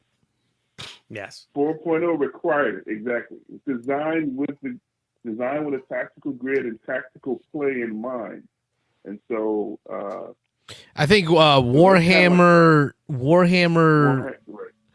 was it? Warhammer Fantasy was more theater of the mind. Yeah. Less tabletop miniatures or board game space and more about a feeling or a thought or an idea. A lot of space system games and Powered by the Apocalypse games, Apocalypse World, Monster of the Week, that kind of stuff. All those games are theater of the mind. Yep. Like that. So that's where Rob would struggle. Nope. And I think I even tried to get him into Edge of the Empire. Right. You can't see it on my shelf, but it's just over here. Yep. The role-playing game. And it does use maps, like poster-sized maps, but they're not grid-based or anything. They're more about, I'm in this area. Right. Right. And you're either like close distance, so like within melee range, or you're like medium distance from something when you decide what to do. I think that was too abstract for Rob. Yeah. Right. And there's White Wolf, Vampire the Masquerade, those kind of games, that Cyberpunk. Edge of Darkness, Cyberpunk, 7th Sea, Deadlands, that are more Most role-playing games. no. Well, those are definitely more non-grid based. And then you have like the newer D&D games that tend to be more grid based that do that. But yeah, it's a great topic because I was thinking, like, you put Edmund's comment up earlier, Carlos. Like, there might be people that like totally they kind of like glaze over and tune out when people are kind of explaining games, depending on how the games are taught. Like, because there's a way to teach a game, like using the pieces of the board and using the board itself, and then there's like, I find the opposite end of the spectrum where people are basically just reading the rule book to the table, right? And for some people, the more verbally focused explanations might work just fine, but for people like that just isn't going to work. Yeah. Unless those people have a built-in like coping mechanism or compensation mechanism like Rob does, and I'm pretty sure a lot of those people do. So. It's okay. You can say people like Rob. It's all right. people like Rob. Wait, hey, no, hold on. Hey, Ron, this is our chance. We get to say to Rob, you people. Oh, no. It's Let's my not go there. chance. Let's not go there. It's after 10 o'clock. It's fine. Okay. You people. What you mean, you people, Rob? but I think Ron brings up a really good point of like when we teach games, right? If we're just running through the rules verbally versus showing on the board versus like there are people who may or may not be able to visualize what you're talking about. Right. Like that's a very interesting thing, I think, and that's and I think that goes back to like with BGA. Like if I just try to play a game on BGA, I don't know what the heck's going on. Some of the more complex games because I need to see what other people are doing. Like Right, I exactly. watch you playing a complicated game, and I learn from you playing it more than the rules teach. I don't want to try to hog too much of the conversation, but Yeah, that's go. another interesting point that you say because, again, I have, in playing games for 15 to 20 years now, being a board gamer, I've gotten to the point, and people who have played with me in the last few years have heard me probably say when I'm learning a new game and we're at the table together, and I will tell people once we start the rules explanation, I am slow to pick things up. I apologize at the front. I'm probably going to ask you 3 or 4 times to explain something to me, but it's because it's usually when people are teaching, they're trying to do it real quick because we're trying to get into a game, and if I can't see, I either have to have the iconography right there on the board, and I have to say, hold on, stop. What does this iconography mean? I understand what you're saying, but I need to see it. I need to see it says that this leads to that converts to that, and that lets you place over there. So if I can't see that, and I haven't had a chance to actually do it myself, if you just start spouting off stuff to me, I can't see that stuff in my head, and I can't keep up. And so, see where I'm different. When Rob, you're explaining games to me, or anyone's explaining the game to me, you'll see me close my eyes. Yeah. Or you'll Right. see me look seen that. down I've at seen that. nothing. Yeah. I will look at an empty table space and listen to you and visualize in my head what you're saying. I can't do that. This is why we talked, Ron, it's a great conversation. Rob and I talk about our differences. Like, Rob had no idea that over a quarter of Americans listen to 3 or more podcasts regularly each year, each day, each week, right? Regularly. Rob's not a podcast person. He has to watch the video. I like visual media. I like I'm YouTube. more of the podcast guy. I will close my eyes and listen to the explanation of a board game. So, but when you think about it, so Rob, there's a compliment to you is like, though, because you cannot visualize things in your head in that way that maybe like Carlos and I do, it often though leads to a deeper understanding that you gain from when you go 3 or 4 times and you repeat it. What does this do? What does that do? So like in first plays, I do really well because I can visualize it in my mind, right? And you don't. Yeah. But 5 or 6 plays in, you're grokking it, and you've got the nuances that I'm still missing because I've visualized it and I moved on from that thing, right? So that's what's cool about sort of the human brain and how it works, and like different people view things differently. And so first plays, you don't do well. I do really well in first plays. Right. Yeah. I'm really good at grok in first place. I've noticed that. We noticed. Yeah. Right. I'll focus on one thing and just rock. But you all play a game that's 10 times, and I might have moved on in my brain from something else. And you're still understanding. I'm just getting to my sweet spot after I've done it 3 or 4 times. Right, yeah. I'm that just starting to learn how things connect and how everything goes. Yep. I think what might help you, Rob, is if you, association always helps with memory and stuff like that. If you just associate things with cubes, you'll be all right. Oh, cubes. Turn everything into different colored cubes. I could do that. I could try that. That might help. All right. Get it out now. Pick on Rob time. That's all right. Go ahead. No. I'm just really, joking. Like, Ron, this was a great conversation, Ron. Yeah, and I will say the games that I've played with Rob, he has definitely won a higher percentage of games that I've played against him than not. Yeah, it depends on the games, but yeah.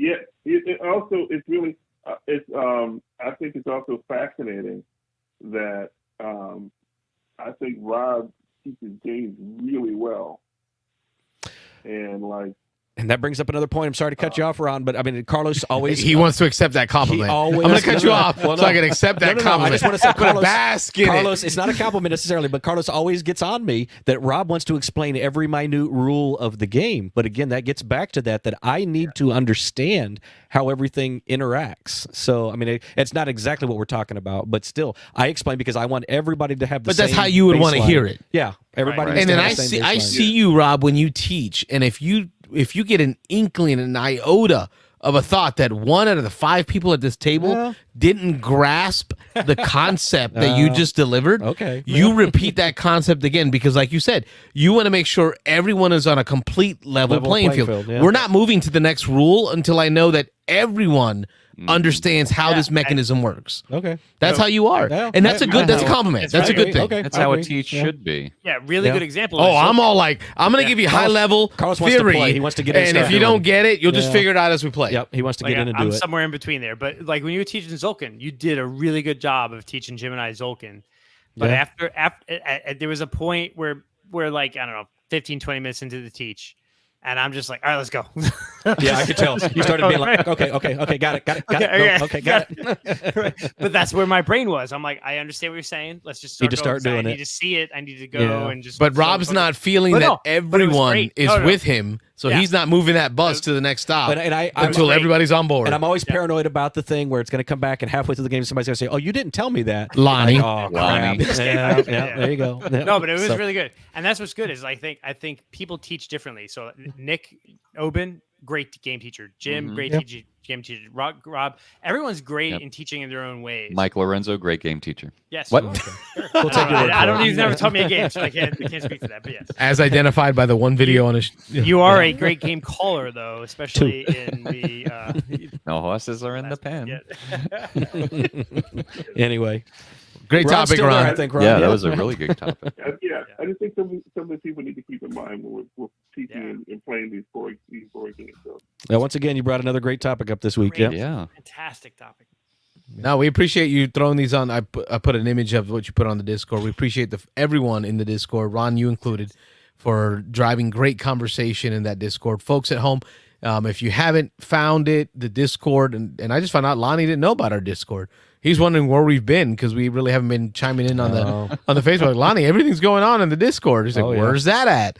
And I showed him on the Facebook page for the Beans and Dice group, pinned as an announcement is a link to the Discord. It's how you get in. It's how you get invited. Join us in the Discord. That's where all the conversations have happened. So, Ron, thank you for keeping those conversations going in that Discord. No problem. I want to hang up and let you guys do the board now. All right. Yeah, we got to get to that. It's 10:30. Yeah, you're welcome, Bobby. Appreciate it. Thanks, Ron.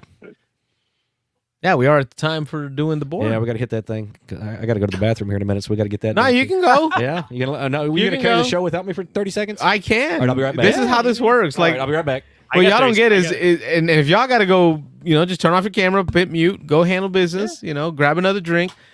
When it was a 1 hour show, let's get through 1 hour without interruptions, but we're going to need some intermissions when we're going more than an hour. Oh, you see, Jim Odak, the Expeditions, the whole Jamie Stegmaier. Oh, that's true. Yeah, I thought this Well, I was gonna be so one of this the is first. this is tangential to that, but I got a game in the mail this week. I got the let's see, Nomadic Hold Gardeners. on. Oh, Nomadic Gardeners, a little 1 to 2 player game by our friend of the friend show, of the show. Chris Graffiti. Mitch will tell you, friend of the show. Friend of the show, And then Chris Carlos will tell you again, Graffiti. Yes. friend of the End of show. Friend of the show. And he, I guess, co-designed an expansion for Tapestry. It came along with that same announcement from Yes, Expedition. Yes, it did. Yes. I'm actually okay. So Expedition seems to be the topic. Ben is as talking here. So excited for Expeditions. I think we'll make that the point of the current topic. Sure. Expeditions. Well, around the horn. What are your thoughts on Expeditions? Are you all in? What are we doing? So I'm not in, but I want to play because I have played Scythe a few times on Steam, not in person, and so I want to get into it more before I would purchase. Oh, didn't it. you play that one time with us at? No, I was doing something else when you all played that big game. Of Oh, Scythe. I thought you got in on that game. No, for I some really reason. wish I did because it looked like a cool experience, Yeah. but I didn't get in on that. Yeah. My thoughts on it are when I first heard it and saw the teaser trailer, I was like, "This is right up my alley. I'm all over it. I'm a Steinmeier champion, or Stonemeyer champion. I'm gonna get my discount. I'm gonna get my shipping discount." And I threw it in my cart, and I'm thinking, "Yeah, this is gonna be great." And then I was about to hit the trigger, and I was like, "Wait a second, hold on now. Is it going to be a good game? I have a very good feeling it is going to be a good game." But then I got to the point where I was like, I looked over my shoulder. I'm like, how many games do I have that I still haven't even touched yet? And I was like, you know what? I don't have to have it now. It's not going to be like a limited supply. I'll just hold out. It'll see how it eventually is. come out. With the way Stonemeyer is, it'll eventually make its way out. It'll eventually hit retail, and Yeah. even if it doesn't hit retail, it'll yeah. always be available on his website, so I can always get it anytime I want. So I mean, they're just I'm at that point now in my gaming career, quote unquote, where I don't feel the need to buy every single thing that I have like ooh, that looks interesting type of feeling about. So Yeah. I've definitely backed off a lot, and this is just one of those things because I mean I freaking love Scythe, and like mine is totally maxed out, and the whole 9 yards. And I was like, oh, Scythe, this is amazing, and I was like, I'm gonna hold off. So Yeah, we went into I love Stonemeyer games. I've never really played a Stonemeyer game that I didn't like, yeah, but it's like, well, I know James Odak bought it. yeah. So They might run out. It's not gonna run out, So yeah, I want to play more Scythe before I would buy this, or I play both, and then probably this might be I could buy it and enjoy the Scythe universe without having to spend $200 or $300 to get everything Well, related. I was going to say, even though it's in that universe, that's really not Scythe. No, it's different right. mechanics. Completely different game. Yeah. Yep. Which I thought if he went back and revisited it, that it would be some kind of Scythe 2.0. But yeah, this is clearly going to be something different. I think this is. They said something about engine building. It's card play. Might even be an area exploration. Exploration. Yeah. Yeah, Right. that's. I'm getting the tags feel though of like not terraforming Mars as much, but more of the terraforming Mars Ares expedition. Okay. Like but with locations. It's but not mostly Scythe Light though. It's not trying to be Scythe Light. Right. It's a whole different game. Yeah. Yeah. It's like It's. Oh, go ahead. no, It's just you set go- in that you know universe. more I was than just gonna say when I first saw the first image of like all the hex tiles out, immediately I thought I was like, oh, like a Suburbia type game. This is gonna be interesting. Which it may end up being, maybe have something similar to that. But as soon as I saw that, I was like, oh, Suburbia. And then I saw like the playing cards in between the hex tiles. I was like, okay, this looks pretty interesting. I'd like to, but I'll hold out and see what the reviews are and definitely try it out. They might run out. Yeah. Says I Odak. showed that one while you were gone, but yep. Yeah. They might run out. Yeah. Just show me one Stonemaier game that's not in production. Yeah. Exactly. It's money. He's great at marketing, which I love. Oh, yeah. Right. Yeah. And it's gonna and really he already said that like this first print run he was probably between 20 and 30,000 copies. So But this whole pre-order is just to like, okay, well, I got 8,000. How many am I going to print after that? Well, I've already got 8 or 10 or 15,000 pre-orders. Maybe I'll increase that to 50,000 on the first run. Yeah. He said initially, like the reason he did the whole pre-order thing is this time he's going to allow it to fluctuate depending on what the demand is, so that people have time to get in on it for the first printing. For the first print run, yeah. So because it's currently being produced, and he can just tell them, "Hey, give me another 10,000 copies." Right. Which is cool. Which tells you he's listening to the feedback, because the feedback has always been, the allegation has always been that he creates an artificial demand through low supply. That's so, come Which is on. BS. Because nobody wants to make money by selling products, right? Right, We just want to create hype, which makes you no money. He's not Nintendo, right? I mean, come on. It's pretty cool. I heard if you go on and buy it, order it now, pre-order it, it'll actually give you the numbered copy of the game you're going to get. So if you're the 151st person, No, that's too much, bro. Yeah, no, are you it's pretty serious? cool. Yeah. See, people have said that, but I can't buy that because that means the warehouse is going to have to make sure that Carlos gets ordered. No, but Carlos is getting 100,256, but this is really 257. Where's 256? That one's going to Tampa. I don't know. I can't imagine a warehouse doing that. We'll see. We'll find out. We'll see. So they were saying on Dice Tower today. So yeah.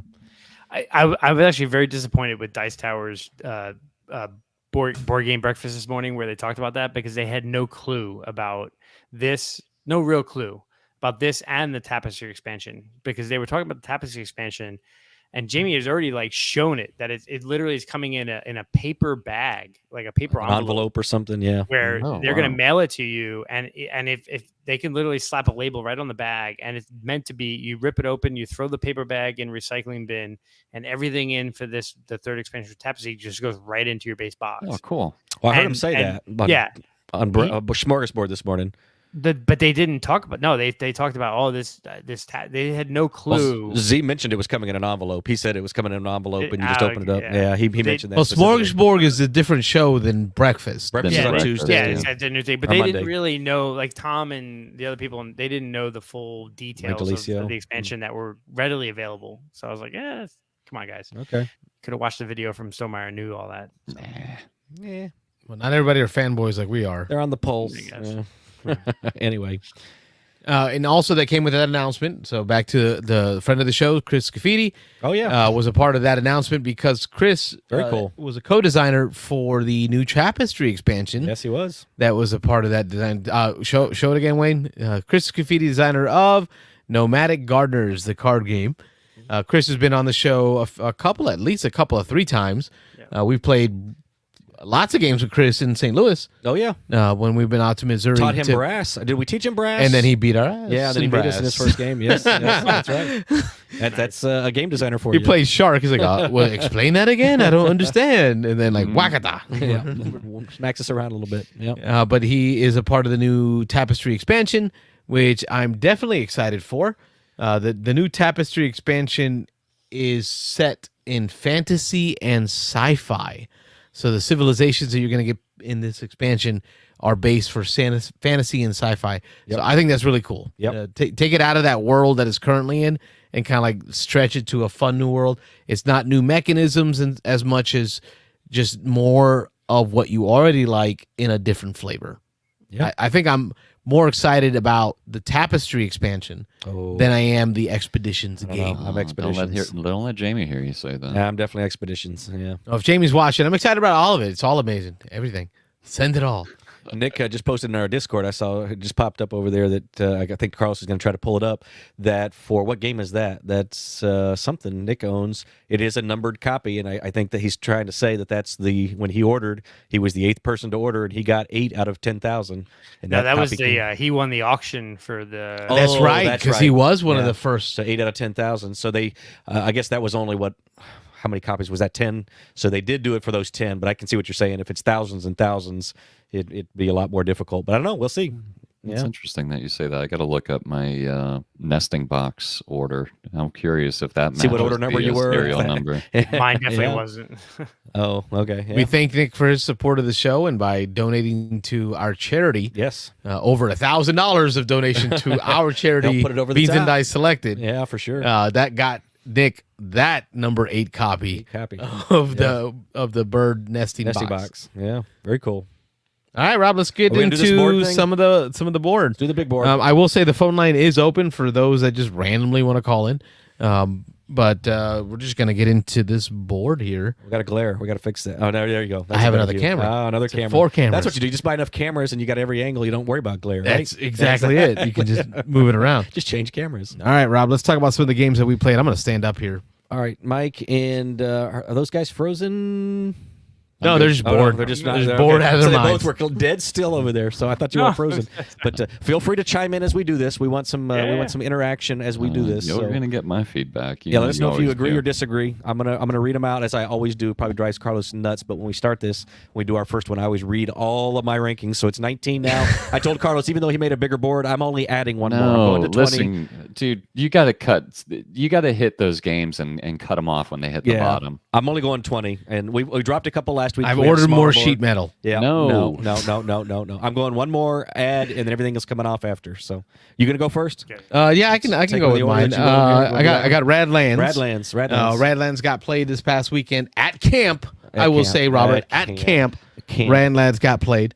So you gonna read them, or you want me to while you're thinking? Geez, you really want me to read them? Go ahead, I'll Rob. read them while you do it. So Carlos's rankings right now. Again, these are not all-time best favorite games. This is just games we've played recently. We're putting them up here as we play them.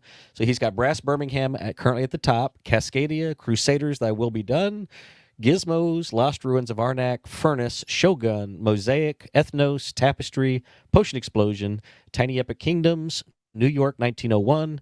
Oh, he's sizing them up. Outer Rim, Welcome to Guild of Merchant Explorers, Marvel United, Ready Set Bet, Caesar's Empire, That's So Clever, Quicks, Skull, and Throw Burrito. Throw Burrito's going away. It needs to eventually. That's going off. Right off the bat, I'm ending up in the top half of this list. Top half. So I am going to be in the top half. That is high for a 2-player card game. It is a good 2-player card game. This 2-player card game reminds me and gives me the feels of like a Magic the Gathering type LCG head-to-head game.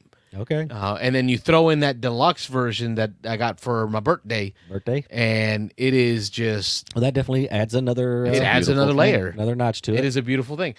So, yeah, I'm up in this upper half, and I'm heading towards this second quarter, and I'm torn...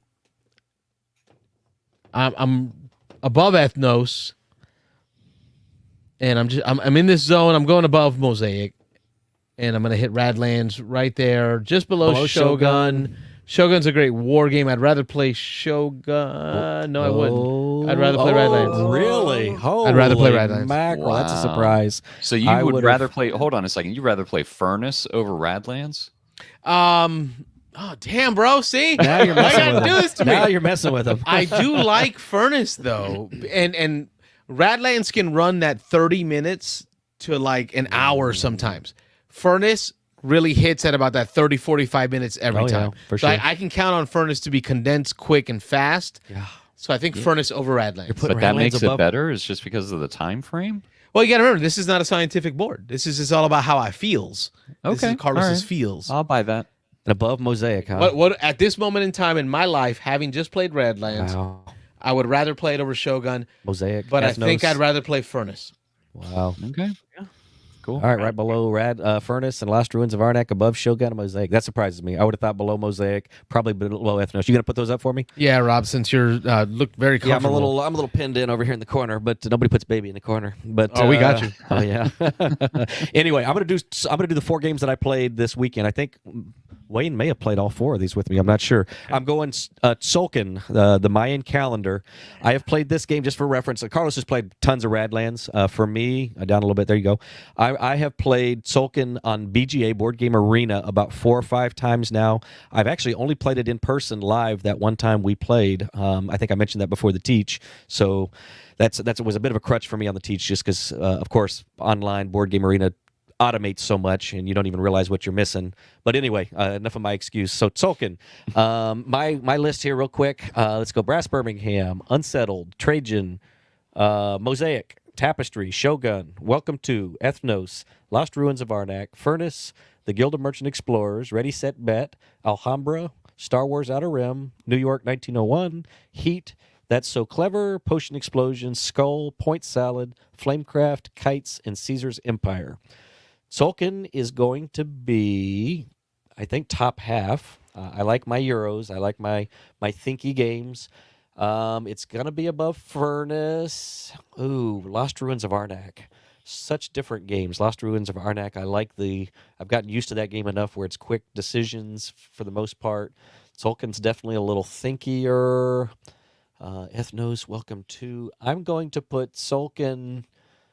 I'm going to put it below Ethnos and above Lost Ruins of Arnak. So, yeah, it's going to be Ethnos and Welcome to above Tzolken. Tzolken could move up with more plays. Lost Ruins, it's real close with Lost Ruins, and Furnace I have slightly below. So that's where I'm at. Nice. Any opinions? I might have had it a little higher actually, but I think it might creep up for me. But go ahead. Yeah, it's really nice game. Like I almost want to where can I buy this game because I want to get a copy of it. Maybe it's up there. It's really good. I think Arnak would be higher on my list than some of you in that range. I think Arnak and Tzolken would be higher if I did. Let's see, Arnak got on here the day that we played it with the expansion and felt kind of there was a little bit of bad taste in that. So it did. We have to, and I told Rob when we put it up there, we got to play it again. Yeah. Because one of the rules we don't have a lot of rules to what we do, right? That's just not how I live my life. Right. But one of the rules we did set is we cannot move a game on the board until you play it again. Yeah. So we'll have to get another play. And a couple of these games I want to play again because I think I might want to adjust them a little bit. But all right, so you're up next. What's up? I've got Pitch Car. Pitch Car is a dexterity flicking game. Think about a crocodile disc and then a track on the table where you're flicking the disc around and racing each other. I think I just watched the top 20, top 100 for Dice Tower. And Tom don't give anything away. I haven't Tom had it in there. Okay, in there. It's in his top 100. He always has it in there. Yeah, it's always in his top 100. He says it's his heaviest game. Like literally, when he picks up the box, it's just very heavy. Physically heavy. It's physically heavy. But it's so hard to judge it because it's so different than a board game. That'd be a tough one. So when I judge it as experience-wise, it's definitely above most of these games. Getting to Potion Explosion range, I think right under Potion Explosion. Potion Explosion. But above all these lighter other games. So you got Potion Explosion above it, Tapestry above it. You got Tiny Epic below it, New York 1901 below it. It's right in the middle of the range because it's fast, fun, light. Michael, I bought my copy from you. Why'd you get rid of it? I had so much of it, and I was moving. Just across the country, that would do. I literally, I move think thing. when I bought that, I bought it off of some guy, all of it for like $200, but it was like 6 base games, 2 Oh, gosh. number 1 expansions. Oh, so I only 2 got a number- piece of what you have. Oh, I had so much of it. It was You didn't just get it kind of all. ridiculous, you know?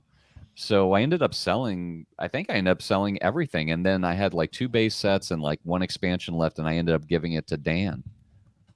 Oh, okay. So it's got good use, and I got my half. My kids love it. Right. Right. So I'm glad you guys are playing it. That's all that matters. Found a good home.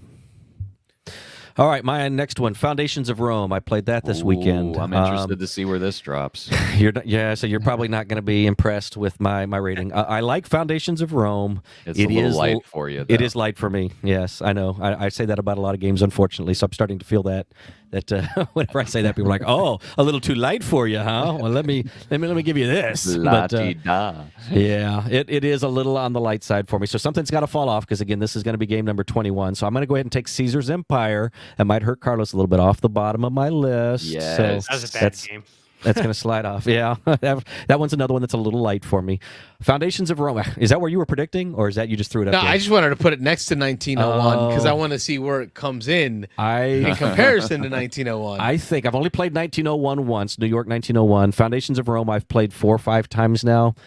I'm going to go right there, though. I'm going above 1901, above Heat. I'm going below Outer Rim and below Alhambra. What did it for you? What put The production Foundations above 1901? Yeah, for the you? production. I mean, it's such a pretty game. It's such an easy game to teach people. It's inviting. The 3D. I mean, 1901 is almost the same game, but the production value, the buildings, the 3D.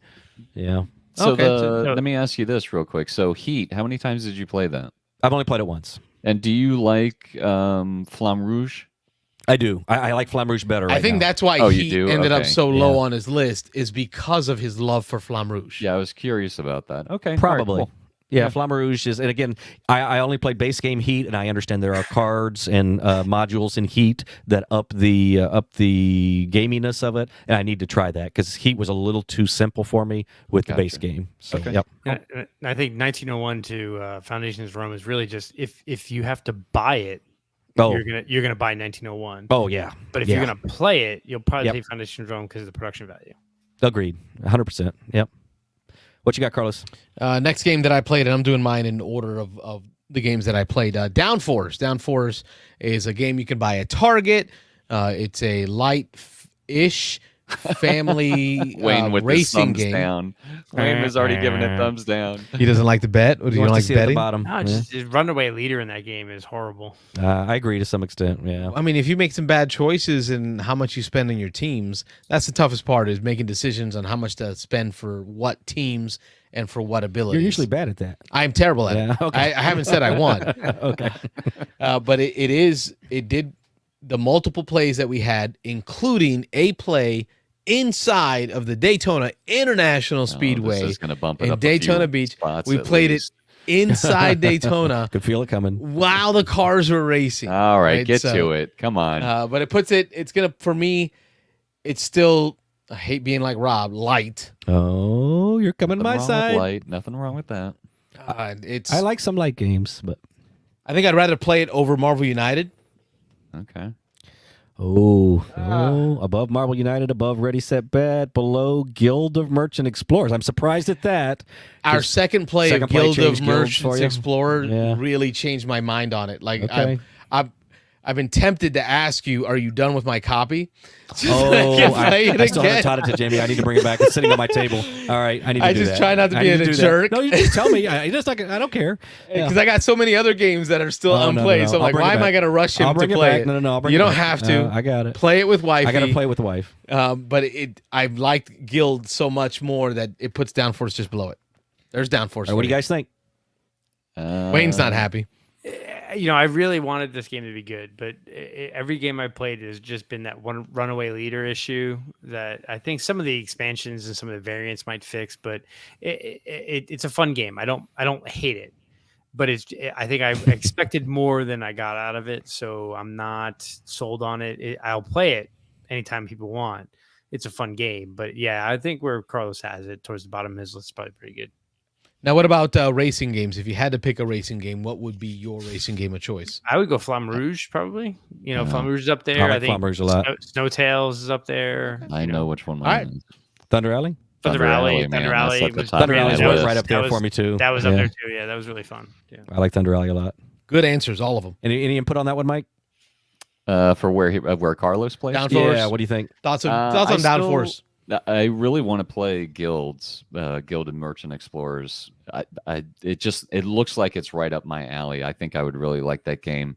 I've only played Downforce a couple of times, and I have to say, yes, it's a lighter game, and I like the twist on you don't own the cars. You're betting on Just betting on cars, and that's the part I really like about it. That's You do own them to some extent. You do But get points. You at get the so end much for- money for the True. cars that every car you own, except for sixth place, will earn you money. Yeah. So how do you find a way to buy these cars at a value that combined all the cars you own will get you more than you spent?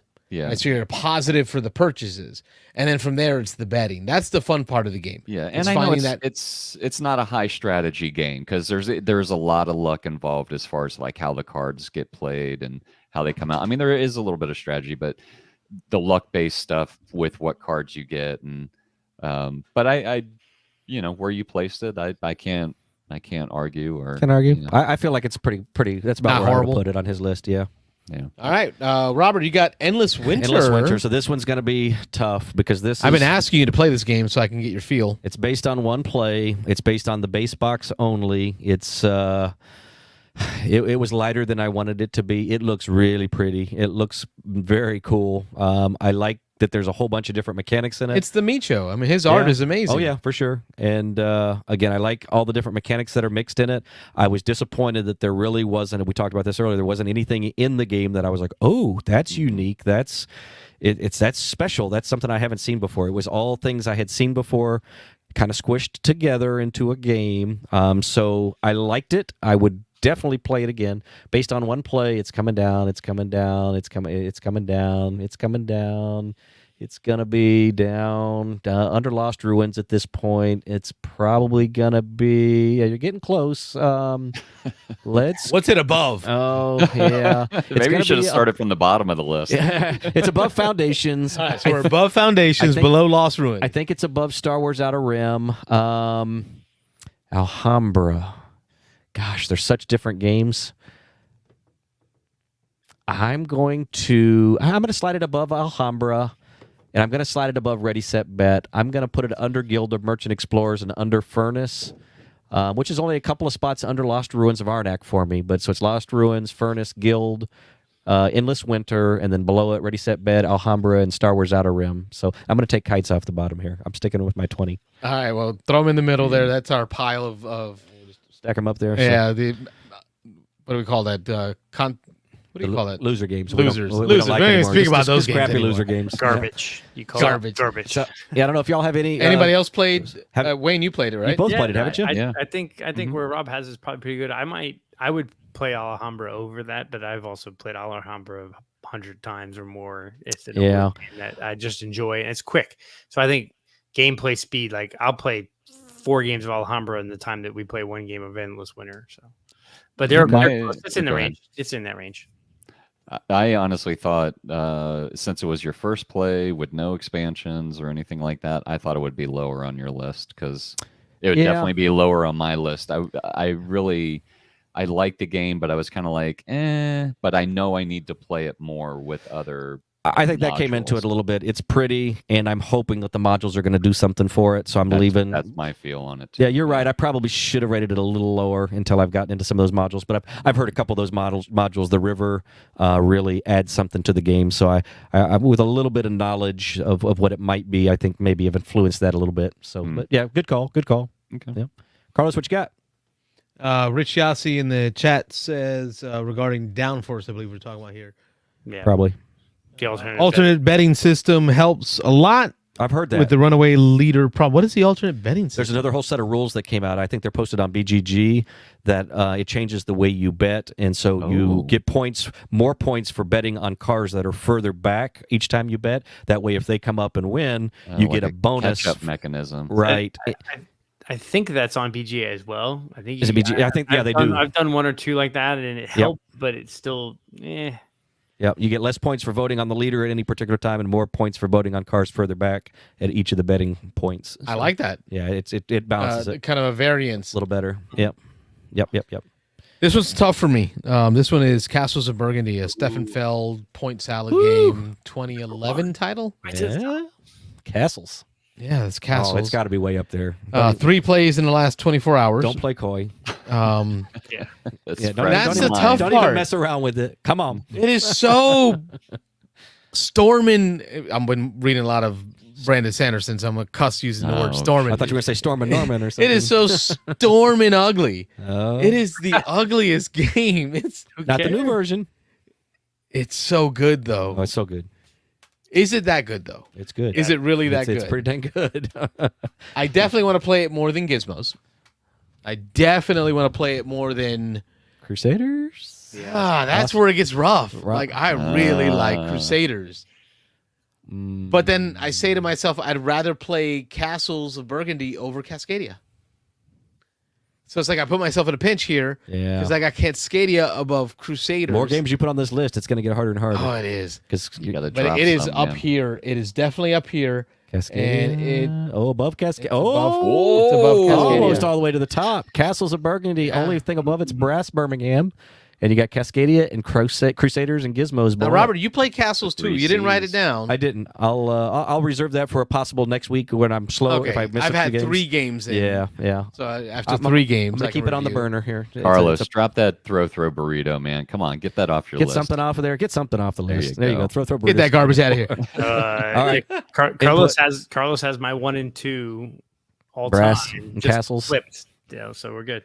Oh, you have Burgundy over Birmingham? Burgundy is my number 1 of all time. Brass over is Brass. my number 2, and Brass I can Lancashire. I do both. Birmingham Yeah. and Lancashire is 1 game. Just Brass is my number 2. Yeah, they're fantastic. Both Brass of them, is but great, man. I love Brass is so good. Burgundy is just so good too. Yeah, I don't know how. I think I would still have Brass above Burgundy, but yeah, they're both really, really, really good. And I think the reason I Brass above Burgundy is the production value. Yeah. Like looking at Brass Birmingham, that's how you do a top down city view economic game. Okay, Yeah, for sure. not the garbage of the. when the Kickstarter delivers, man, you'll see. Play the original it'll Brass with the horrible version, and you think differently. All right, I don't think Mike knows this one's coming, but he's going to get a little excited here in a minute because I played and taught a couple of people this weekend Res Arcana. Oh, one of my favorites. Wayne, I believe it was your first play, wasn't it? In person, I played it a couple times Okay. on BGA. Didn't know what I was doing, and you again did a good teach of playing it in person. Sleeper Good 30-minute of teach. 2019. That's probably one of my favorite. I think that's my favorite game out of 2019. Not Yeah, that it's I one of your played a lot favorites all time. games, but I think you introduced me to it. I know it was one of your favorites. So another game that you've introduced me to, which has stuck around for me. So this one's going to be Good. this one's going to be pretty high for me. It's not going to be a Brass. It's not going to be Unsettled. It's not going to be Trajan. I like my cubes and my euros. Gosh, Mosaic. Oh, this is so tough because Mosaic's such a new game to me. I've only played a couple times. Right now, I'm enjoying Mosaic, I think, a little more. Tapestry. Ooh, now we're getting into tough. Tapestry Shogun. Again, it's such a different kind of game than these heavier games. But if I've got an hour or 45, 50 minutes, 60 minutes to kill, I can't think of much I would rather play than Res Arcana. Dude, And- you can get 2 or 3 games in an hour of Res Arcana. Possibly, depending on how quick they go. We played was it 4-player game of it? It was 4 or 5 of us, and it took us probably a little over an hour. It was 1 or 2 This is two the people learning. engine building card game with all the tags. All the resource, changing You- this into it's, that. yeah, it's engine building, but you only get 8 cards in your deck. The whole game, yeah. The whole game. The whole game, you get 8 cards. Yep. It's so good. I still got to play this. You You haven't played it? I have not played it. Oh my, it is so Play good. it one night live BGA. We can do it. Yeah, together. Have you we're doing not it. played this? Yeah, this is man? so good. It's such a good game. It hasn't happened. And you like Furnace? I think you'll like Res Arcana at least as much as you like Furnace. Okay. Yeah, it's so good. It's I'm gonna- very combo-tastic, Yeah, I'm definitely putting it above Furnace. Furnace is right here in the middle of my stack. Good man. It's going above Tzolken. I think it's going above. I really like Ethnos. It's going above Ethnos. It's going above Welcome to. Shogun. I'm going to put it above Shogun, and then Yes. now we're getting into to tough territory. No, we're back to where I had it. Tapestry, So we just moved yeah. up and down. Tapestry, Mosaic, and Trajan. Tzolken needs to be higher on the list. Yeah, Tzolken may move up. Like I say, a couple more plays may move Tzolken up. I'm going to put it. I'm going to put it behind Tapestry. I'm going to say behind Tapestry, above Shogun, but that's in my top 1, 2, 3, 4. That's 6. So that's pretty Surprised high it's that high, man. for a 45-minute game. Yeah, I'm glad you like I it. put Res Arcana above Shogun and Tapestry. yeah. It's pretty high up there for me. That'll stay on the list for a while. Oh man, I freaking love that game. Hey, Okay, so it's time for me to get that one it on played. BGA, man. So You got to play it, Carlos. It's time for me to get that one played. All right, that's our ranking board for this week. Rob, 11 o'clock. you still got to get Castles. I got to rank it. But get another again, play and get a I want to rank. keep some games on the back burner because there are weeks that I don't play any games, and so if you've played a couple, I want to be able to have one Okay. pull out of my pocket. I can put Castles up there anytime. I'll forget about my play. How many games does Carlos have on his side? He's got to have about 23 now, maybe. he did 1, pick 2. up the Rubido, so. Why do we need to worry about like balancing? Actually, it's it? 24 or 25 now, I think. So You got to take some off, man.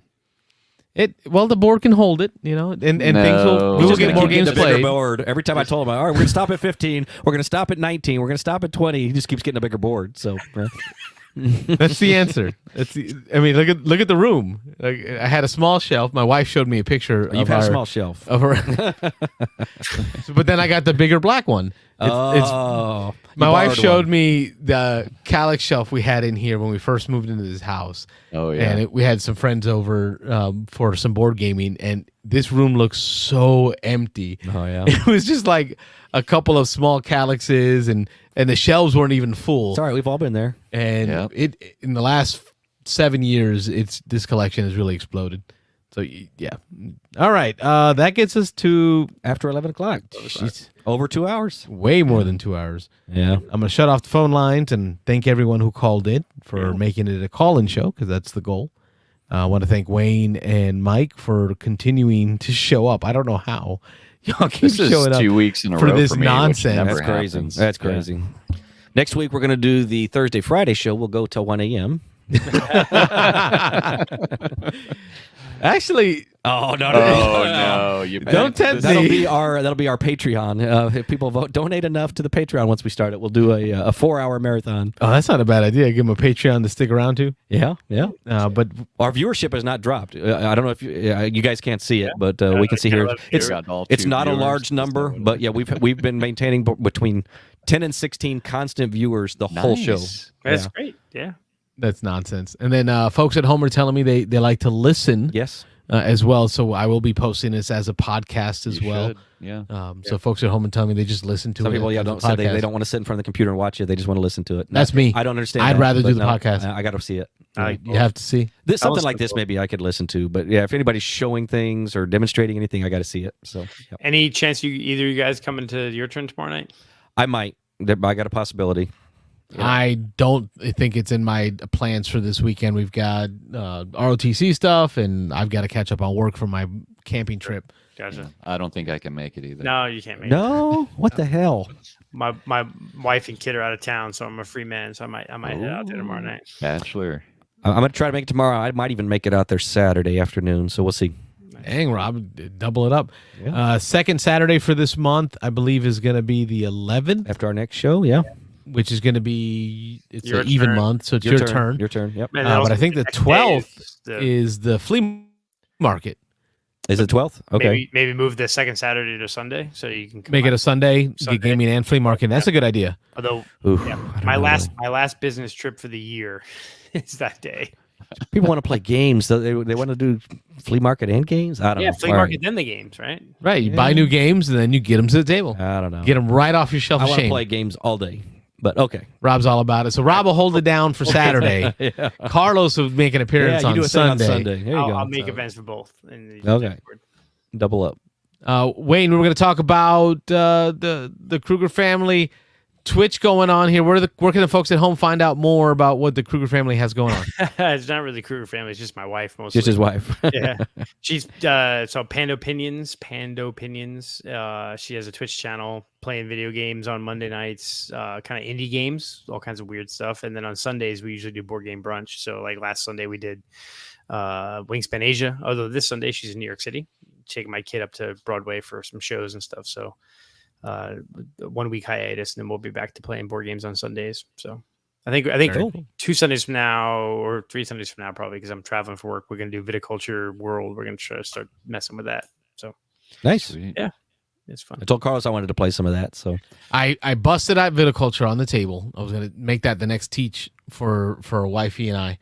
But then I just got an itch to play Burgundy instead. So I packed away Viticulture and I busted out Burgundy, and I am not upset. but you can't go wrong with either one of those. I had a great time Yeah. playing Burgundy this last 24 hours of 3 games of it.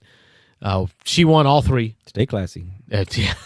I love that tournament. All right, Mike, folks at home, where can they find what you got going on? You can do a search for One Mic, One Game on YouTube. And yes, I haven't put up a video in quite some time. It's not a joke, but hopefully I'm going to get some more games up. I've just had a lot of stuff going on in life. So Yeah. big career change, moved across the country, moved again once we were here. So Stuff happens. hopefully it's going to mellow out enough here where I can get some more games. I really am thinking about doing a Motor City. That's the reason I brought it up. Like Yeah, that. you got to do it. Even a quick briefing on where folks can go to find the updated, The right way to do it. the right way to do it, and then point them in the right direction on literally pointing them in the right direction Around the figure around eight. the board. Yeah. That might be at least a helper. Yeah. So that's where you Sweet. can find me. All right, folks. That's going to wrap it up for us tonight. We are the Beans and Ice Podcast, a podcast about How we We game. Thank you for watching. We will catch you all on the next one, Thursday nights, every Thursday night, 9 p.m. Eastern, where myself, Rob, and the crew get together to talk to you about what you've been playing. Join us again next week. Thanks, Catch you everybody. then. Happy gaming. Thanks for watching the Beans and Dice podcast. Oh, Don't forget to Seven like and Wonders Architects subscribe. Tournament starts 13th of February. Sign up on the Discord. Thank you, Rich Yossi, for reminding us and holding that down. Catch you all next week. Night, everybody.